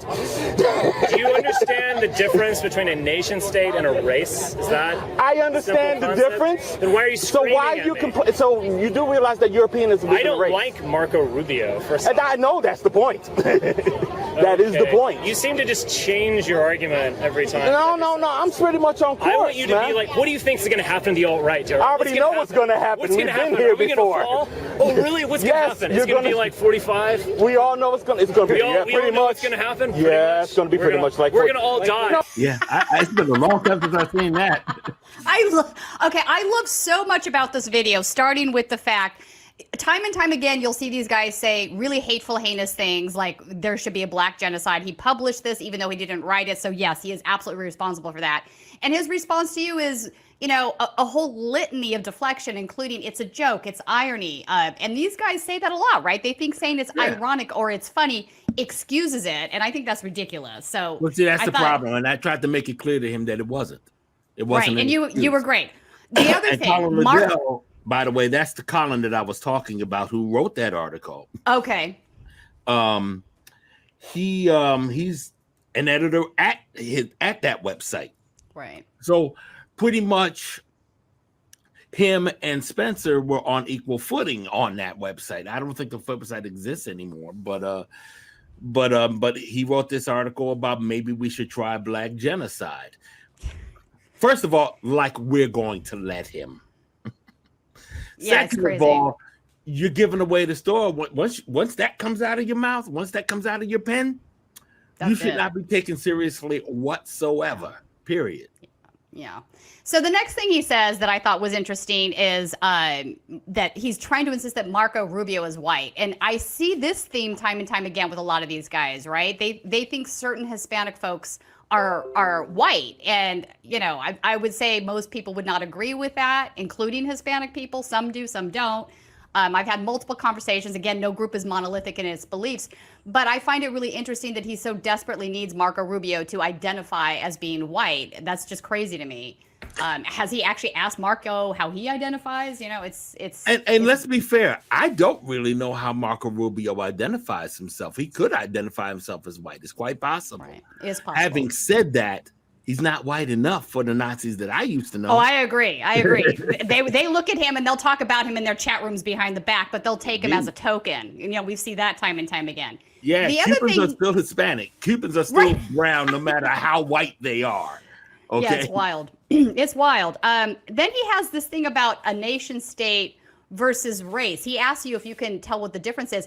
My thing to Richard is like, yeah, brother, can you tell the difference? Because basically what you are arguing for is a white nationalist country. That is race-based. That is not a nation state-based argument whatsoever.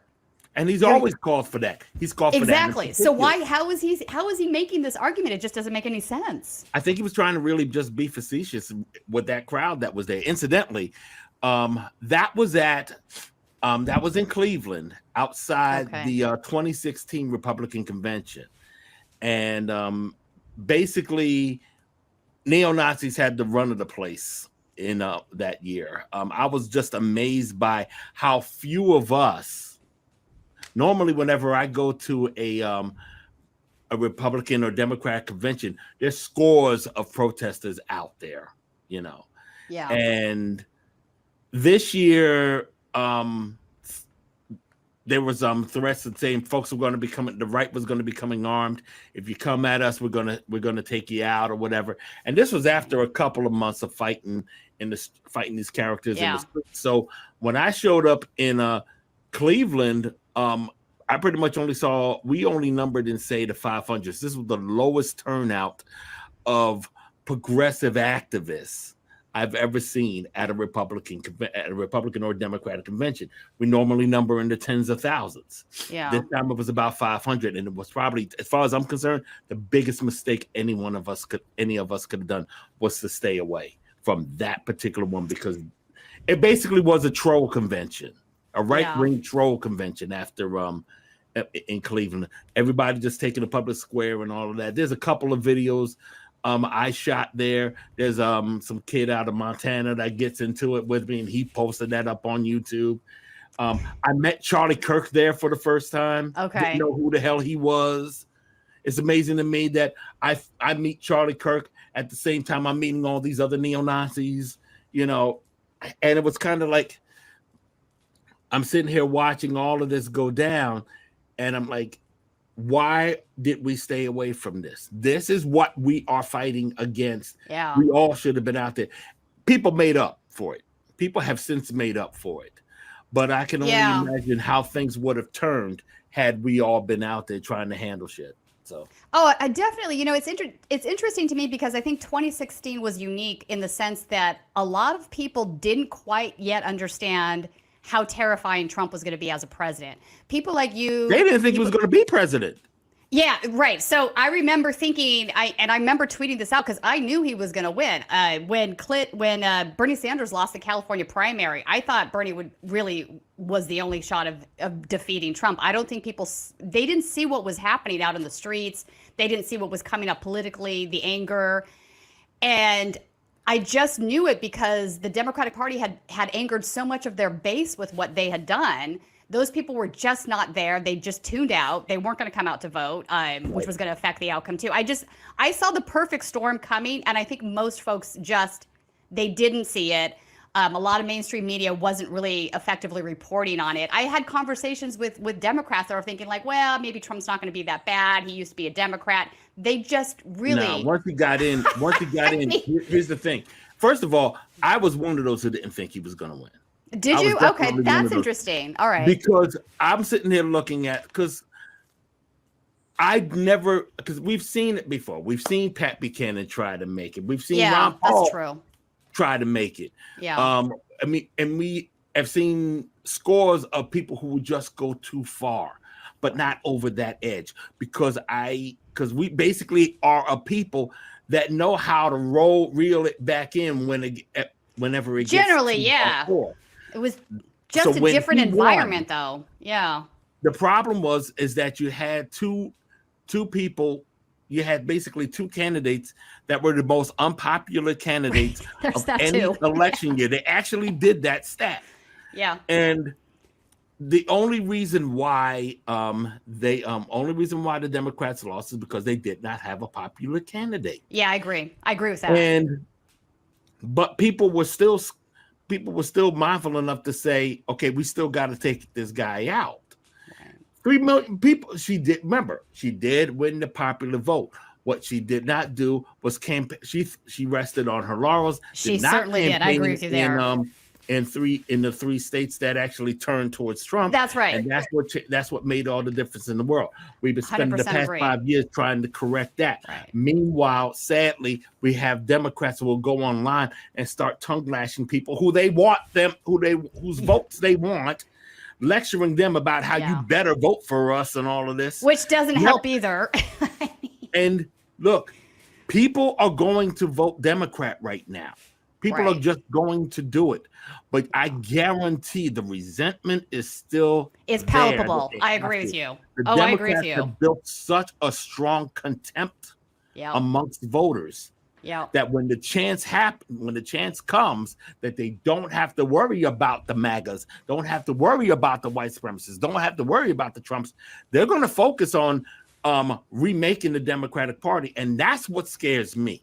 Because that means the Democratic Party might not try to fix the problem, because they know once they fix the problem, people going to start training their guns, proverbially speaking, on them for not fixing the problem sooner, for picking the fights that they should not have picked. Yeah. I agree. And that's scary, because that means if they're not solving the problem, if they're not going to correct things, then people are going to take matters into their own hands. And that's when you start dealing with skirmishes and wars and such. Right. I think that's why Biden spoke out against fascism finally. I've never heard a Democrat call out fascism before. Not publicly like that. Not a mainstream Democrat. Just call it out by name and call out white supremacy by name is something that the fringe does, Right. But when it's a president, when it's a Democrat, an elected Democrat, that means something's going to happen. And whatever it is, for better, for worse, we just got to use it to push it forward, even past what the Democrats want to do. Oh, 100%. Yeah, I mean, they don't seem to want to address the problems that are internal that I think you've got perfectly spot on in your analysis. I agree with everything you just said there. They need to offer a left exit to the income inequality that's in the country, and they're choosing not to do that. And we always have an increase in fascism when there's those financial parameters. And we have worse income inequality now than we've had since the 20s. So it's Correct. definitely part and parcel to the conversation. Well, go on. No, I was going to say, I want to talk a little bit more about American Renaissance. You've been protesting their conference now for how many years? So basically, I've been dealing with this since '98, with the American Renaissance Conference. And what the important thing about it is that they were mainstream. You're talking about an era where the bell curve was mainstream, so this isn't surprising. That's right. Yeah, Herstein and Murray, The Bell Curve. For folks that don't know what that is, that was a book that was put out by academics, unfortunately, but they were trying to link IQ to race. Basically, they were saying people were hardwired for intelligence, and that hardwiring was a connection between race and intellect. I mean, it's all absolute bullshit, but this was a very popular book in the mid-90s. Yeah, and it was one of those things that pretty much fed the fire that Council Conservative Citizens and Jared Taylor were stoking. And the thing is, like I said, they were mainstream. They was able to get away with this because they were able to couch their racism in a suit and tie, flowery language, not say all the buzzwords that you would see at the time on talk radio shows. Not talk about television talk shows like Geraldo or something. They weren't wearing any like swastikas, and they were friends with Jewish people, so they could get away with the same racism that say your garden variety neo-Nazi was about. Now, I went to the American Renaissance Conference in 2000, and part of this is seen in the documentary I was in called Alt-Right Age of Rage.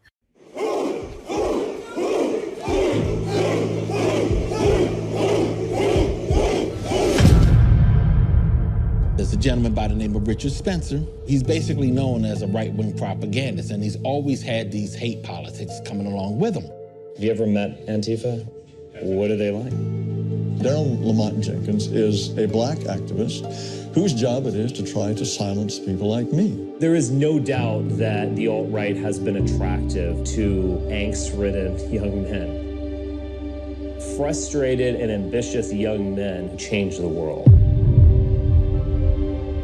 The author of the Charleston Massacre was radicalized and ultimately committed mass murder based solely on what he read on the internet. I certainly did not want it to happen, but I'm not going to play into their game denouncing the movement. Hate speech is protected under the First Amendment, but if what you say does cause some sort of harm, people are allowed to respond. We all got to step up. We cannot ignore what's out there. We got to fight back. They are doing it for us. It's not me convincing people through rational argumentation.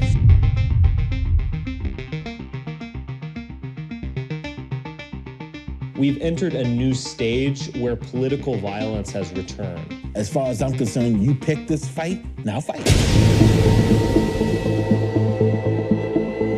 My policy is never back down. The ideology is a prescription for mass murder.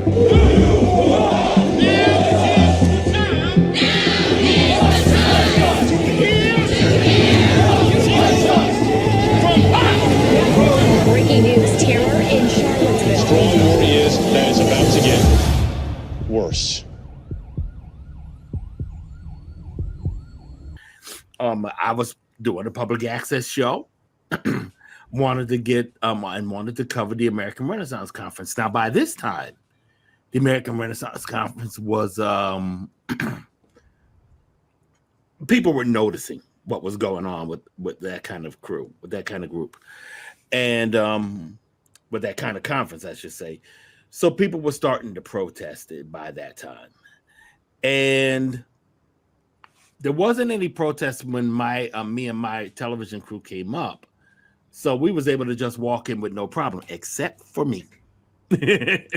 Oh, shit. Wow. The reason why was because I was smart enough to get an entirely white crew. And they went and did all the video. They went and did all So they literally let your white crew in and not you? That is unbelievable. I mean, it's perfectly believable, actually, but it's still shocking. Well, the West Indian brother that was the security at the time was basically said it straight up, like, hey, let me explain. There are people in there that are going to say things that you might not like, and we just don't want to have any problems. So if it's okay, just wait upstairs in the lounge. I pretended I was the bride when it was my show all along. And that's exactly what I did. I decided it might be a good idea to play dumb. And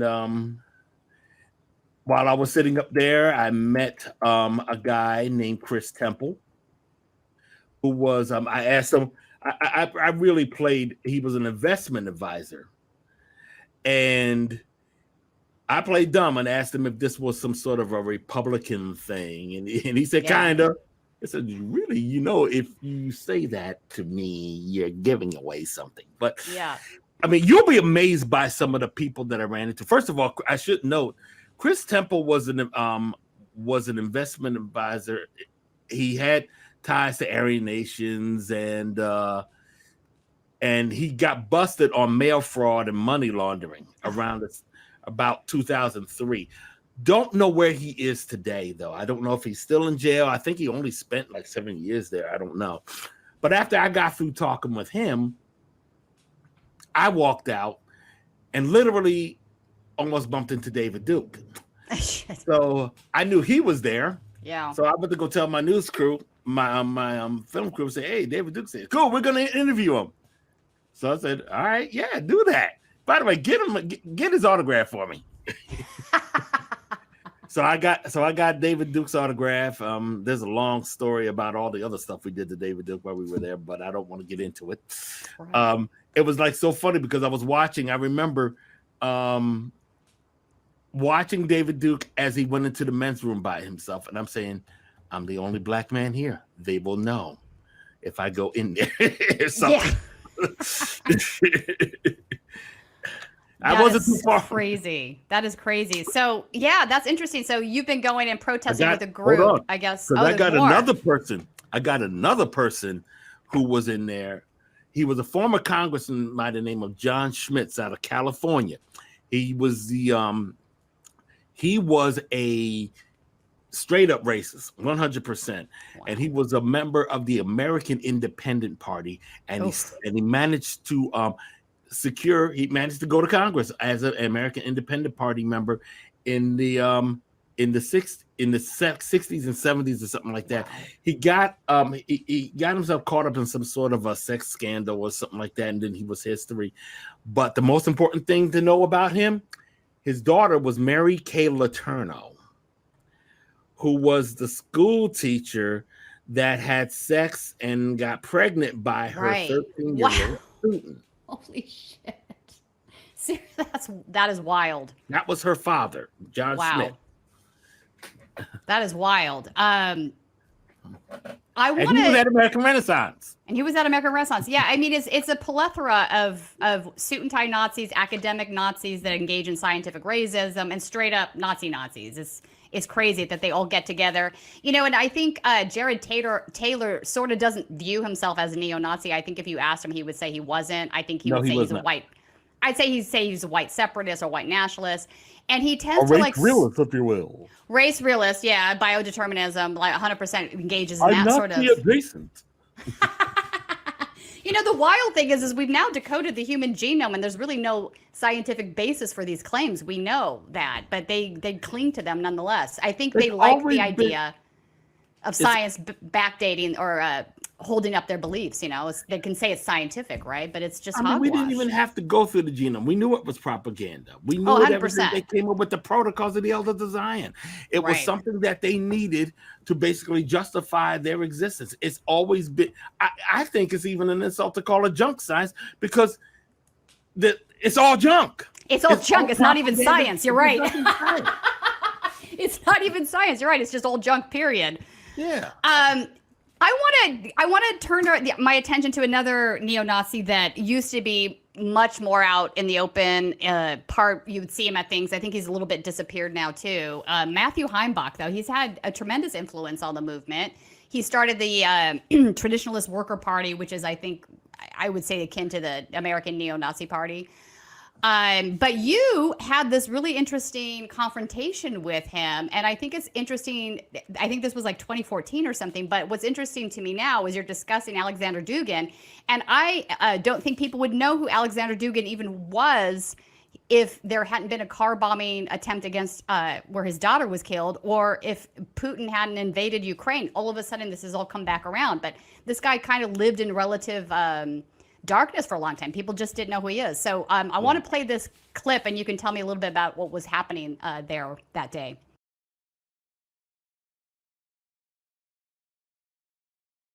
The reason we're here is because the GOP's immigration policy doesn't represent the best interests of the American people. But also, they're holding a panel at 12:10 against Russia.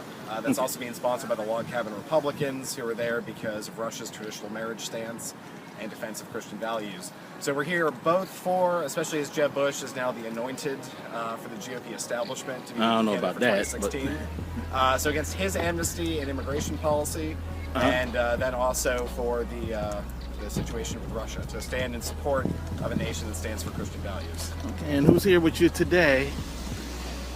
There's a lot of friends. Daryl, do you want to sign? Nah, I think I'll pass. How about a beer later? I don't drink. I see Ron Doggett here. What's going on, man? Do you have anything else to do in your weekend? This is CPAC. I'm always here. Yeah, I'm learning more about what's going on in Russia, but I'm not a fan of Dugin at all. Dugin just wants to change the Soviet Union into Nazi Russia. No. He wants to reunite Russia as it was in the days of the Soviet Union, as it was, to make it, what was it, Eurasianism is yeah. But the most important thing is that Dugin's position is he supports nationalists around the world. He's against globalism. He's not a big fan of the West, though. He's not a big fan of the West, but because of how the West has been acting in regards to... Well, what he said in particular is that he is for the Western people, but not the Western governments. Yeah, and I think that's fair. But he hasn't been over here. He hasn't spoken to the Western people. Otherwise, you wouldn't see me out there. But, the thing is, I don't know if anybody wants a fascist state in Russia. They don't want to go the other way. You call it traditionalism, I call it fascism. I mean, it is what it is. You know, Daryl, can't you see the fundamental differences between different ideologies?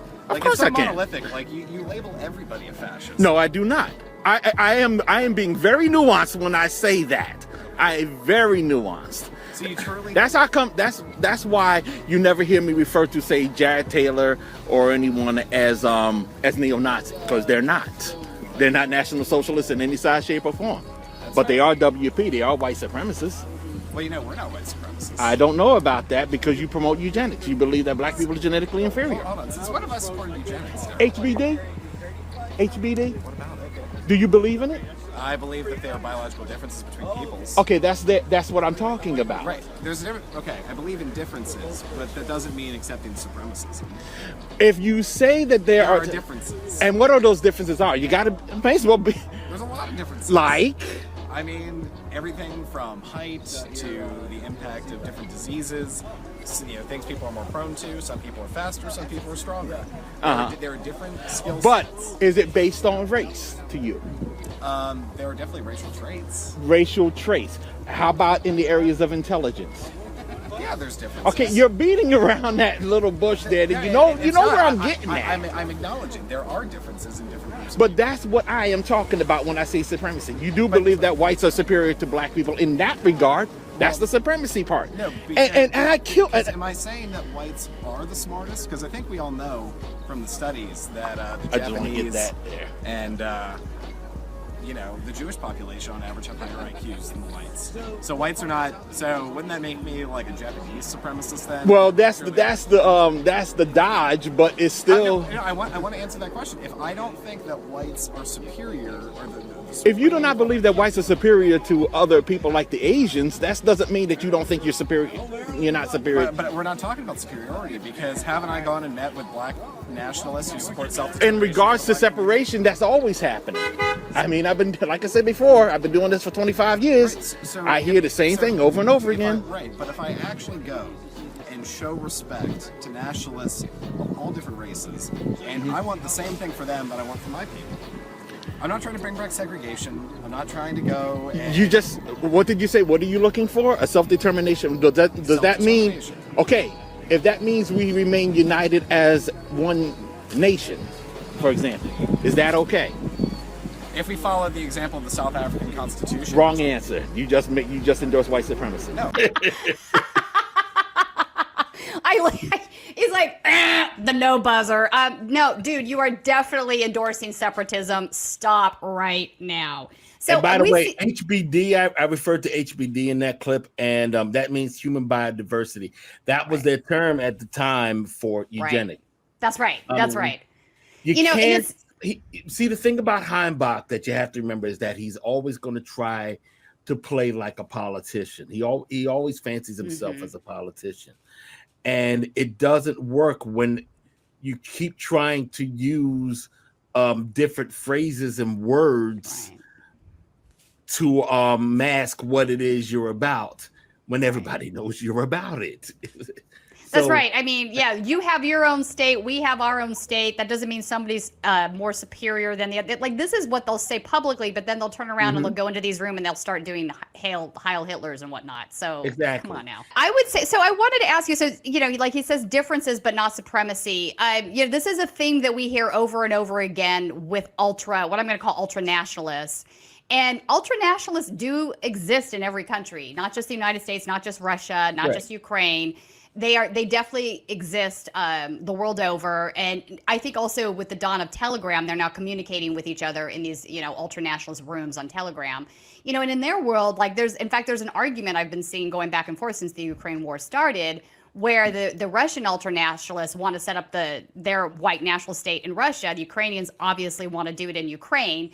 You've got White Rex, who is a very infamous neo-Nazi that has now moved to Kiev, Ukraine. He's there and he's putting out a video basically saying, if you're, you know, an ultra-nationalist, you need to come join us here because this is where it's going to happen. You know, and then you've got pushback from the Russians. So there's definitely, you know, disagreements within this community about where this is going to happen. But where they agree on is that it is going to happen and it needs to happen. Now, but where is Matt now? So he sort of, I know that the Traditionalist Worker Party fell apart because there was an affair, a love triangle. The Night of the Wrong Wives. The Night of the Wrong Wives. That's what Antifa's been calling it. How have I not heard that before? That's absolutely hilarious. You can Google it and you will find. You could type it up on Twitter. I guarantee, and you will find it. That's good. That's good. It was when he was messing around. I mean, he was messing around with his mother-in-law or something like that. It was something really disturbing like that, and then they all got into a fight, and it fell apart.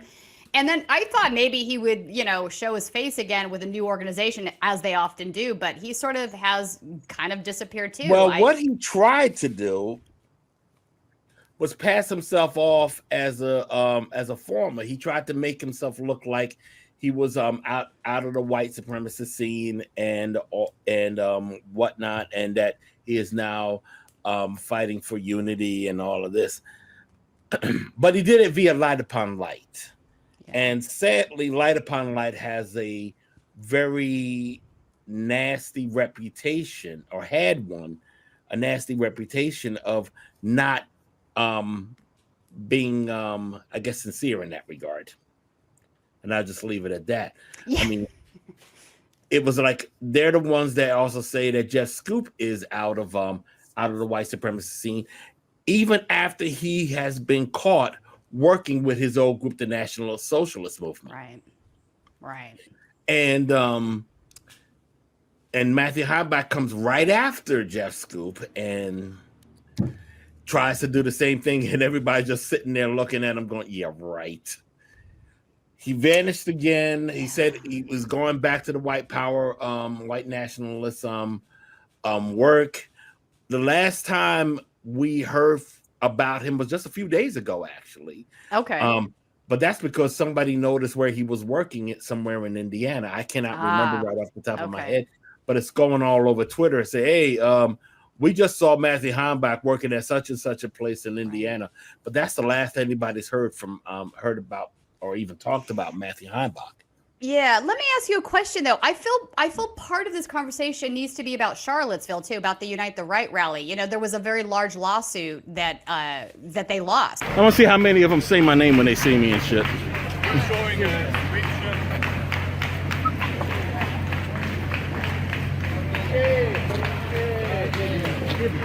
This ain't Game of Thrones.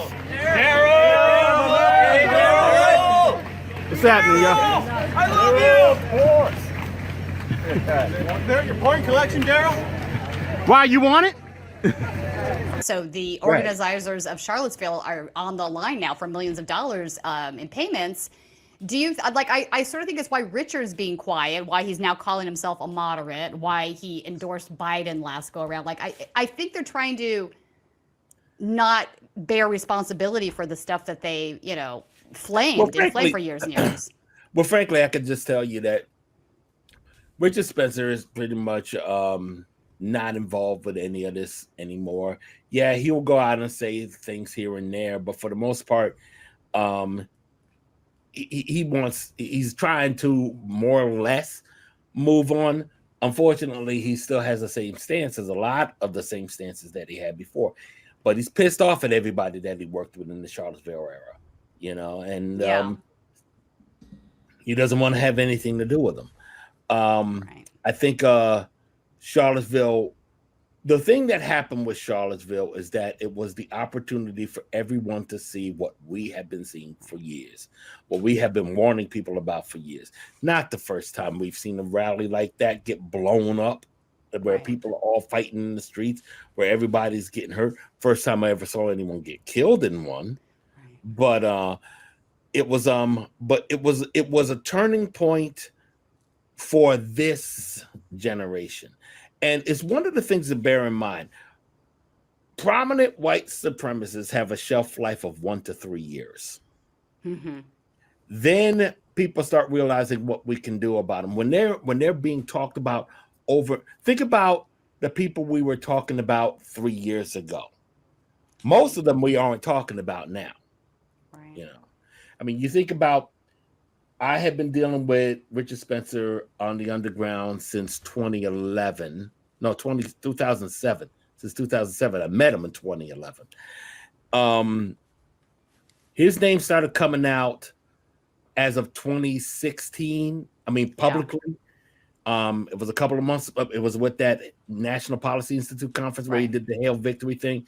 Then he got punched in the face during the inauguration. Yeah. And everybody knew who he was. The meme heard around the world right there. Mm-hmm. And then by the time, and because this was a high profile to begin with, that 1 to 5 years kind of like turned into a couple of months because Charlottesville happened. And that was just the turning point. All of a sudden, alt-right was the bad word. National Vanguard, one of the groups that helped put that together, they splintered and broke off. And now we got to deal with Patriot Front, who sneaks around. Thomas Rousseau, it's the same guy. Yeah. So people that don't know that, the Patriot Front founder, his name is Thomas Rousseau. He had another group called American Vanguard that was very much prominent at Charlottesville. So Thomas Rousseau has been around a long time too. He's a avowed fascist for life, probably, I would guess. But let's see how much longer we see Patriot Front, because they're seen as this. People are going to do something about Patriot Front now. Proud Boys came out of the ashes of Charlottesville. I mean, they were around before Charlottesville. Well, yeah, but you're right. But Kyle Chapman. After Charlottesville, everybody started gravitating towards the Proud Boys because they really needed to keep up that veneer of not being racist nonsense. Right. Well, Enrique Tarrio and Kyle Chapman, they were there at Charlottesville. Yeah. So that was the group, their paramilitary group is what they sort of likened it to be, the Fraternal Order of the Alt Knights. Mm-hmm. That was for a brief moment there's something that they were going to do. Kyle Chapman's now a full-blown neo-Nazi. He has a Telegram channel called Proud Goy that is just, absolutely full-blown. But no one cares. No one cares. Kyle Chapman has been talking trash for about 5 years. Now no one really cares what he wants to do with his life because he's old news as far as everyone's concerned. But doesn't mean he's not dangerous. Keep an eye on him. I think he's dangerous. I mean, so a couple months ago compared to prior to Charlottesville.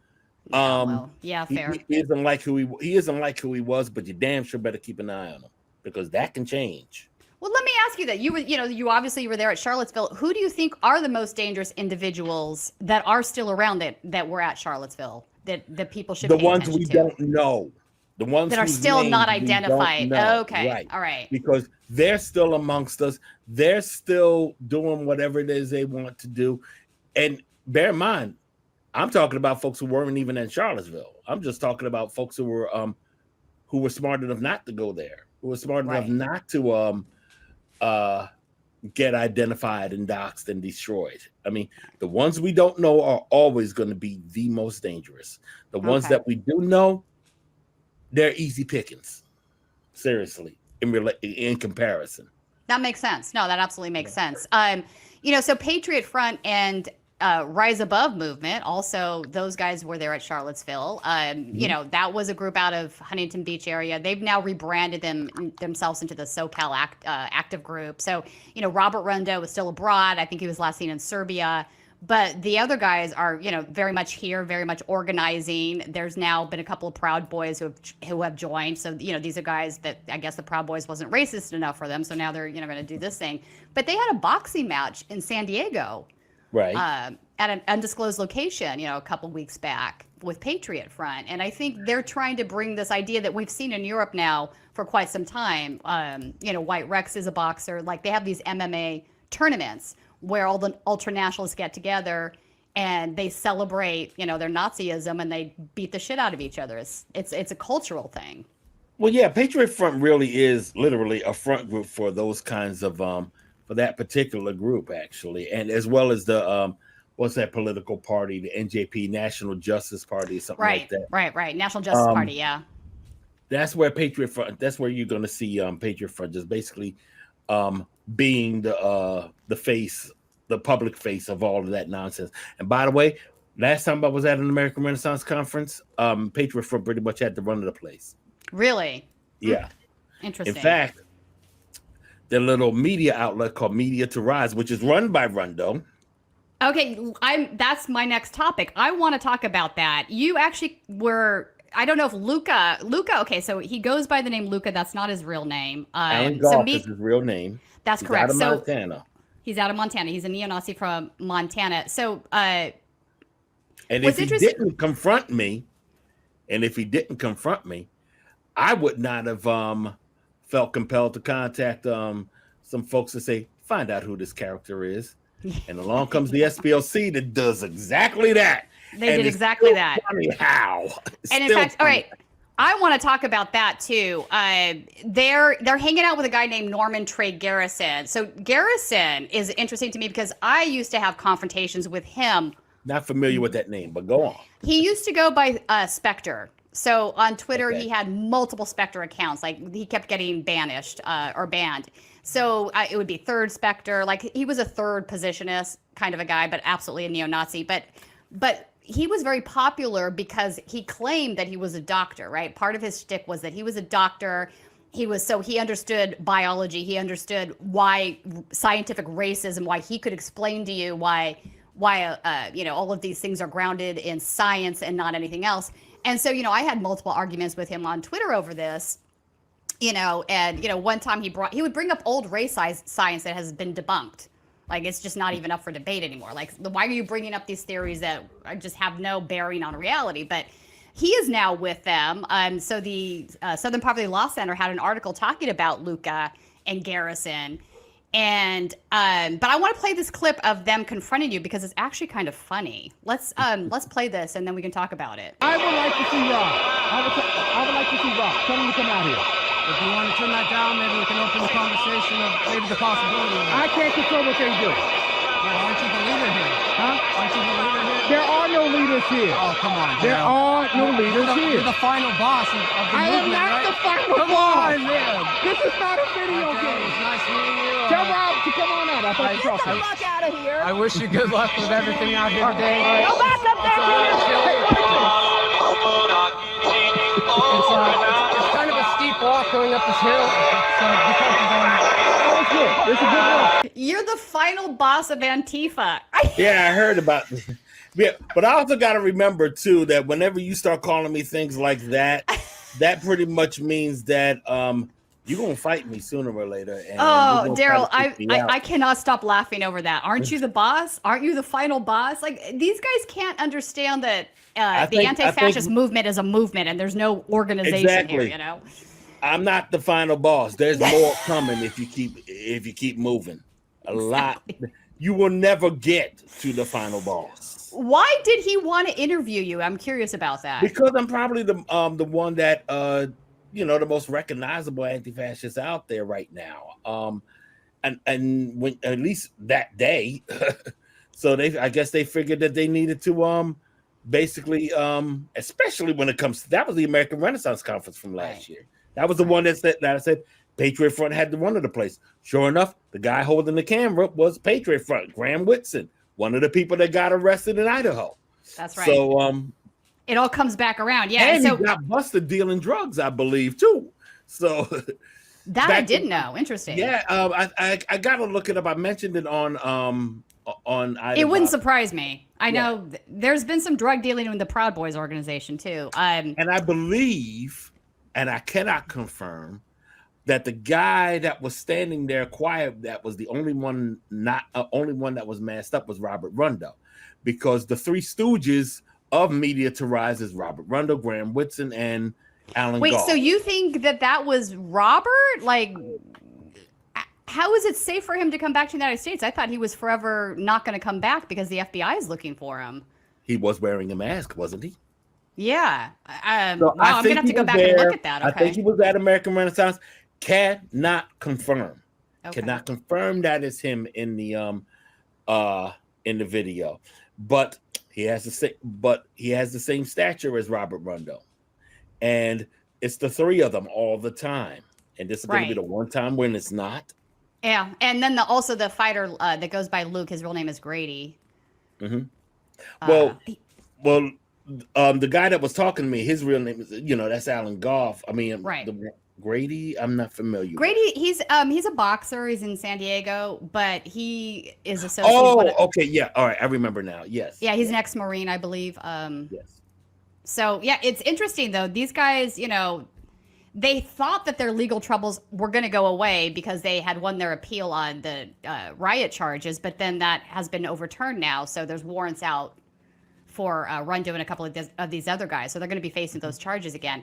I think it's interesting to me because between Charlottesville, between January 6th, between, things like what we're talking about here with Robert Rundo and Ram, there's been a lot of legal implications for these guys that they never thought that they were going to have to face, right?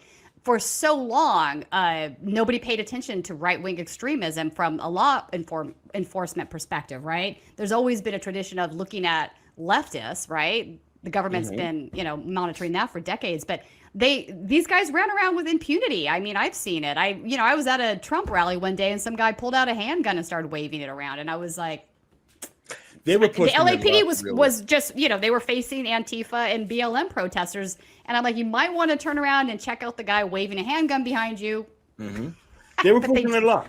They really were pushing their luck because they were so focused on Democrats. They were so I guess, relying on Democrats not doing anything, they forgot that the opposition was more than just Democrats. And people were also getting pissed off at the Democrats for not doing anything. So now it's all coming to a head, especially after January 6th. Now it is all coming to a head, and people want something done about this crowd. And the thing that ticks people off the most is the fact that we have done something about them before. Why can't we do something about it now? And that's why we look towards the people that we have put in office and says, what are you doing? Yeah. I mean, listen, right-wing extremism have always been more dangerous. That's just a fact of the matter. They are responsible for so many murders. I mean, from, shooting up synagogues, a whole host of things. Right-wing extremism is far more dangerous than the left ever will be. So Yeah, it's, I mean, it should be. But I'm we glad also- we're finally getting something they- done about that, but but it took a them long being- time. Yeah, but them being dangerous doesn't mean that we can't fight back. One of the reasons why Portland doesn't have the problems with the Proud Boys or Patriot Prayer anymore is because we fought back. We fought back. They started shooting, we started shooting. You know, that kind of thing. We wasn't playing games with this nonsense anymore, even if our elected leaders were. So, Daryl, let me ask you this: do you think the political violence is going to escalate? It remains to be seen. I think that we need to do everything we can to make sure that it doesn't escalate. I mean, I think there's going to be a few skirmishes here and there, but for the most part, I don't think it's going to be to the point where we will not be a functioning society anymore. At least not right now. Okay.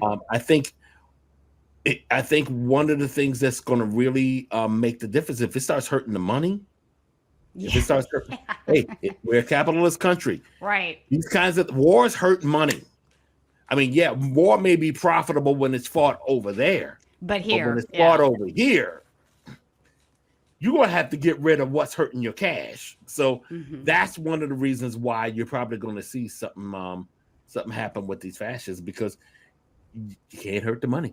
You can't hurt the money. And it's Yeah, a damn true thing. that. We have to look at it that way. I don't want people to hurt us. Right. Yeah. No, and right-wing extremists do engage in physical violence. That's just, we've seen it time and time again. All right, so now we come to the part of the show where we look at just some crazy clips for the week, and maybe have a little chuckle on the side.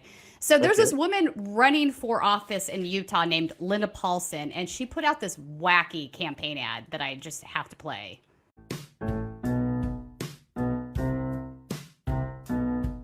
Hey, Utah District 12, listen up right here. There's a new name on the ballot for the Senate this year. My name is Linda Paulson, Republican and awesome. Love God and family and the Constitution.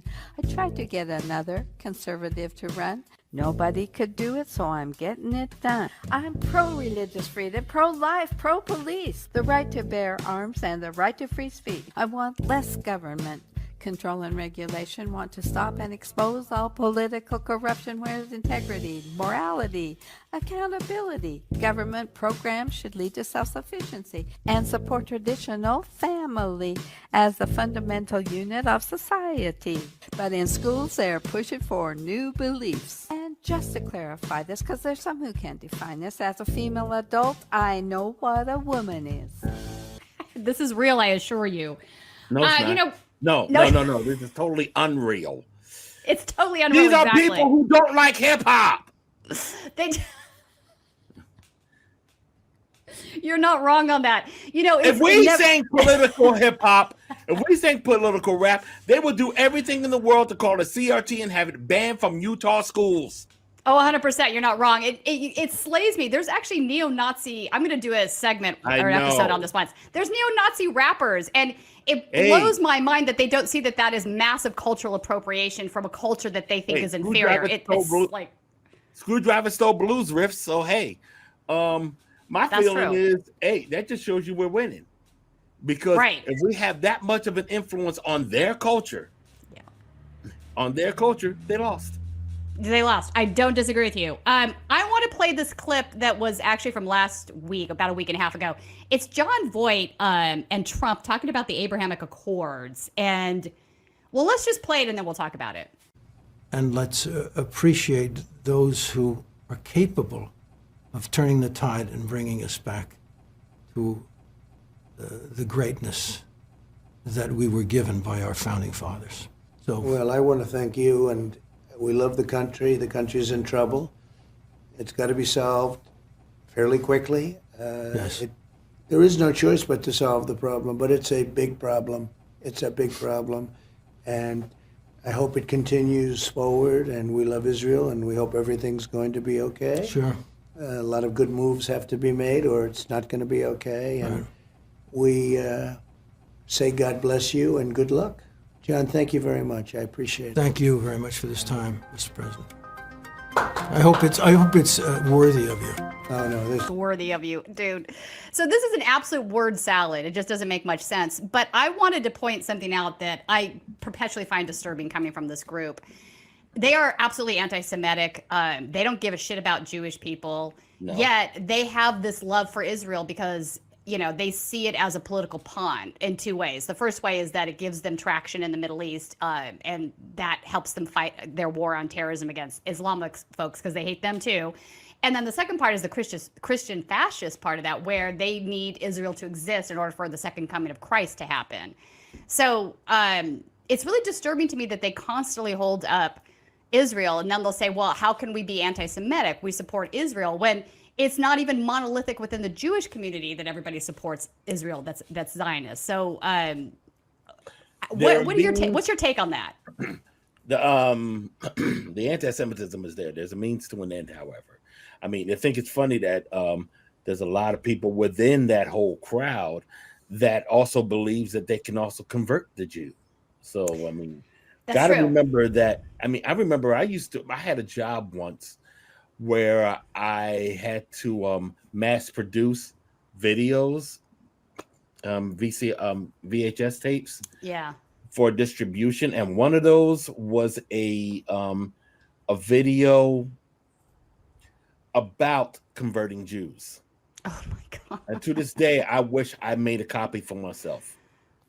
Wow. Because I should have known that I was going to need that in my repertoire somehow. Yeah. I don't think we have the luxury of taking conservatives at face value ever. Everybody, you could hear Mitch McConnell and everybody getting mad at Lindsey Graham for saying that he wants to codify the pro-life stance into law, into federal law, right. And that's supposed to tick everybody off because they believe that the abortion issue should be settled by the states, by individual states. At least that's the language. But we know that we can't trust the Mitch McConnells or any conservative or any Republican to not go that far. Lindsey Graham did not go so far as to try to codify what the beliefs in Texas are into law. Because bottom line is, I think they were more mad at Lindsey Graham for giving away the store. Right. But they're not going to say that just yet. They're not going to say that. Yeah. They're no, I don't disagree. And I really do think, look, what was it? Donald Trump is 76. John Voight is like 83 years old. Literally, he's 83. And they're not going to be around long. But they are going to keep things around long enough to muck up the works until we figure out how to unmuck it. That's the best they can do. But we're still going to be here. Some of us are still going to be here. Who knows? They might find a way to get the big boss. I don't know. The big maybe. Want to turn my attention to Nick Fuentes. Nick Fuentes, as you know, he is America Talk about First. giving away the store. So Nick Fuentes, America First, some Groypers, which are basically his fanboys, that's what they call themselves, were arrested last week by the DOJ because of their actions at January 6th, which I thought was very interesting because now they're getting to the nuts and bolts of those that were still hard to identify because the Groypers aren't as open as the Proud Boys are, right? The Proud Boys tend to not hide themselves under masks. That's changed a little bit now, but traditionally that's been the case. Whereas, the neo-Nazi groups tend to, as you said, hide themselves better. But I want to play this video from Nick Fuentes. And now they're going on about Russia and Vladimir Putin is Hitler. And they say that's not a good thing. And I shouldn't have said that. I shouldn't have said that. But what other way is there to say it? Of course we know that's a terrible comparison. But they talk. Hey, look, he thinks he is a media figure that, in the vein of Rush Limbaugh, even more of a fascist Rush Limbaugh.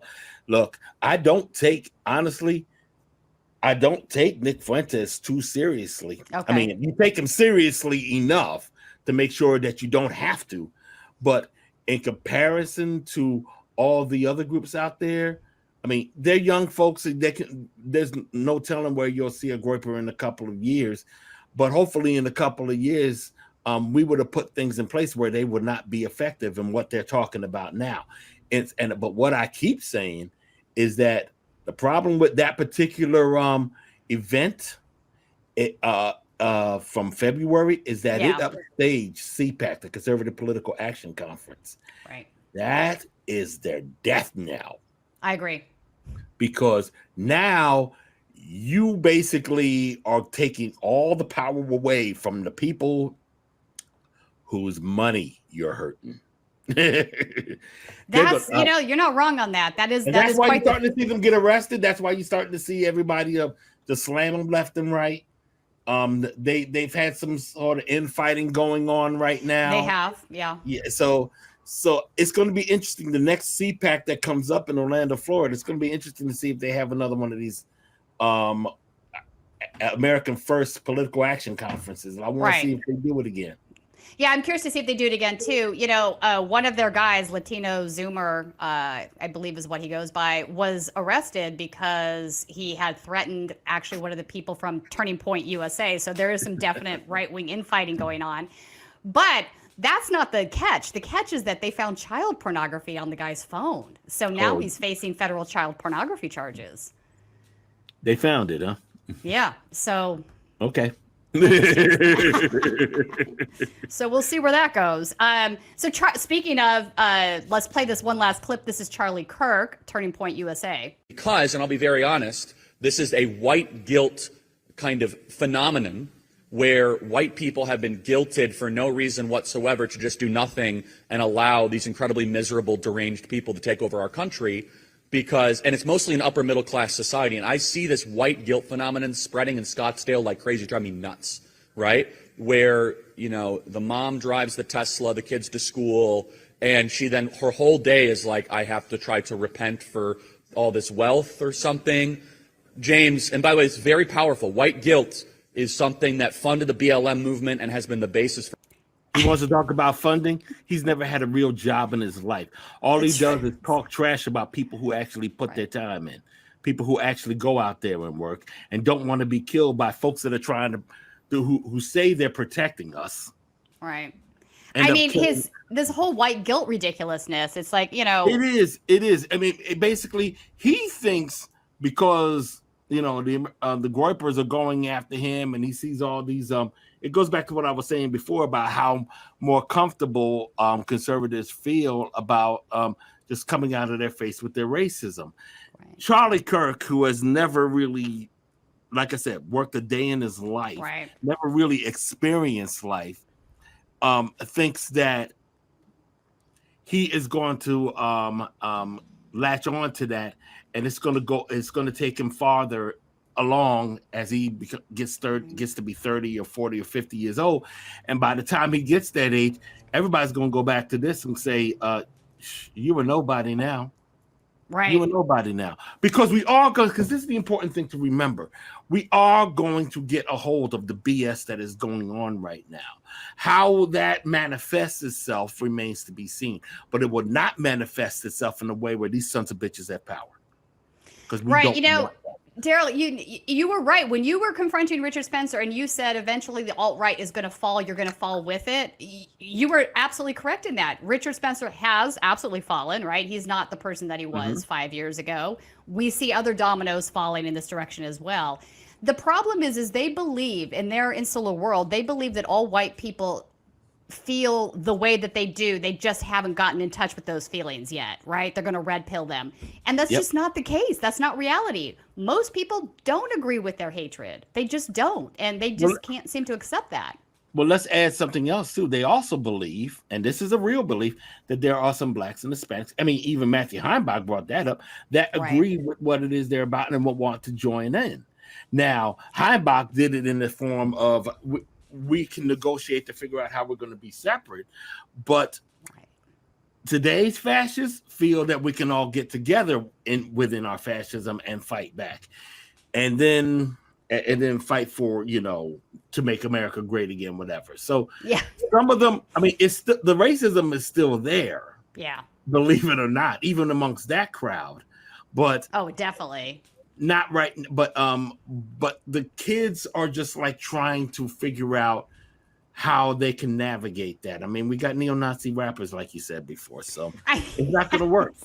It's not going to work. It's just But absolutely all patently the stuff ridiculous. will. I mean, their Yeah. crap is temporary. Yeah. Ours is forever.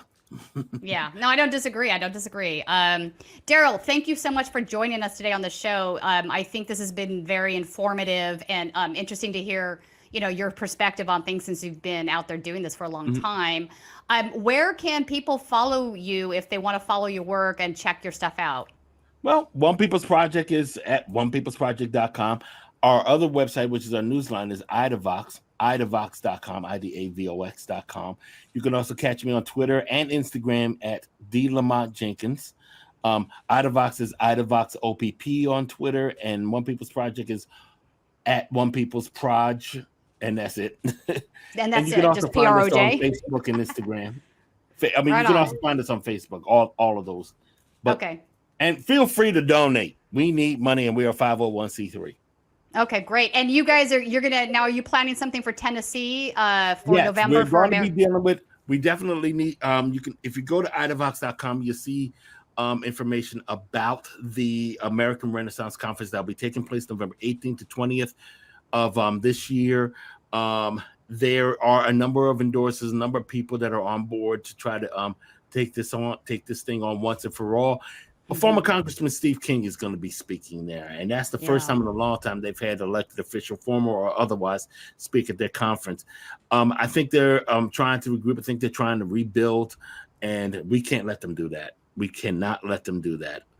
Last time, back in 2017, when they had their conference, they organized Charlottesville. So this year, we have to just basically take the bull by the horns. And remember that the state of Tennessee is actually fighting us. It's actually fighting us. Yeah.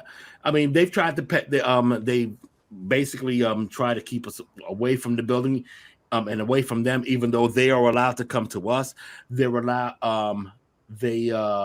tried to pass a law saying that you're not allowed to protest in public parks. They do not want firearms in the park while they have their conference. You see signs like that all over the place. Interesting. Which is okay, fine, so be it. But we had people going in, and they were getting regular emails leading up to the conference last year, and they told them that they were allowed to bring their firearms. So ooh, okay. So the general public weren't allowed to bring their firearms into the park. Huh. American Renaissance attendees were told otherwise. So we have that kind of a problem. Yeah, that's not good. I mean, they got to apply the rules uniformly, otherwise the rules are worthless. I mean, come on now. Exactly. All right. Well, we'll keep an eye on that. Again, thanks for joining us, Daryl, and we will see you guys all soon. All right. Thank you, and I appreciate this. Take care. Thanks for watching, and make sure to tune in to Status Coup's daily live stream Monday through Thursday at 5 o'clock Eastern Time and Fridays at 4 o'clock Eastern Time.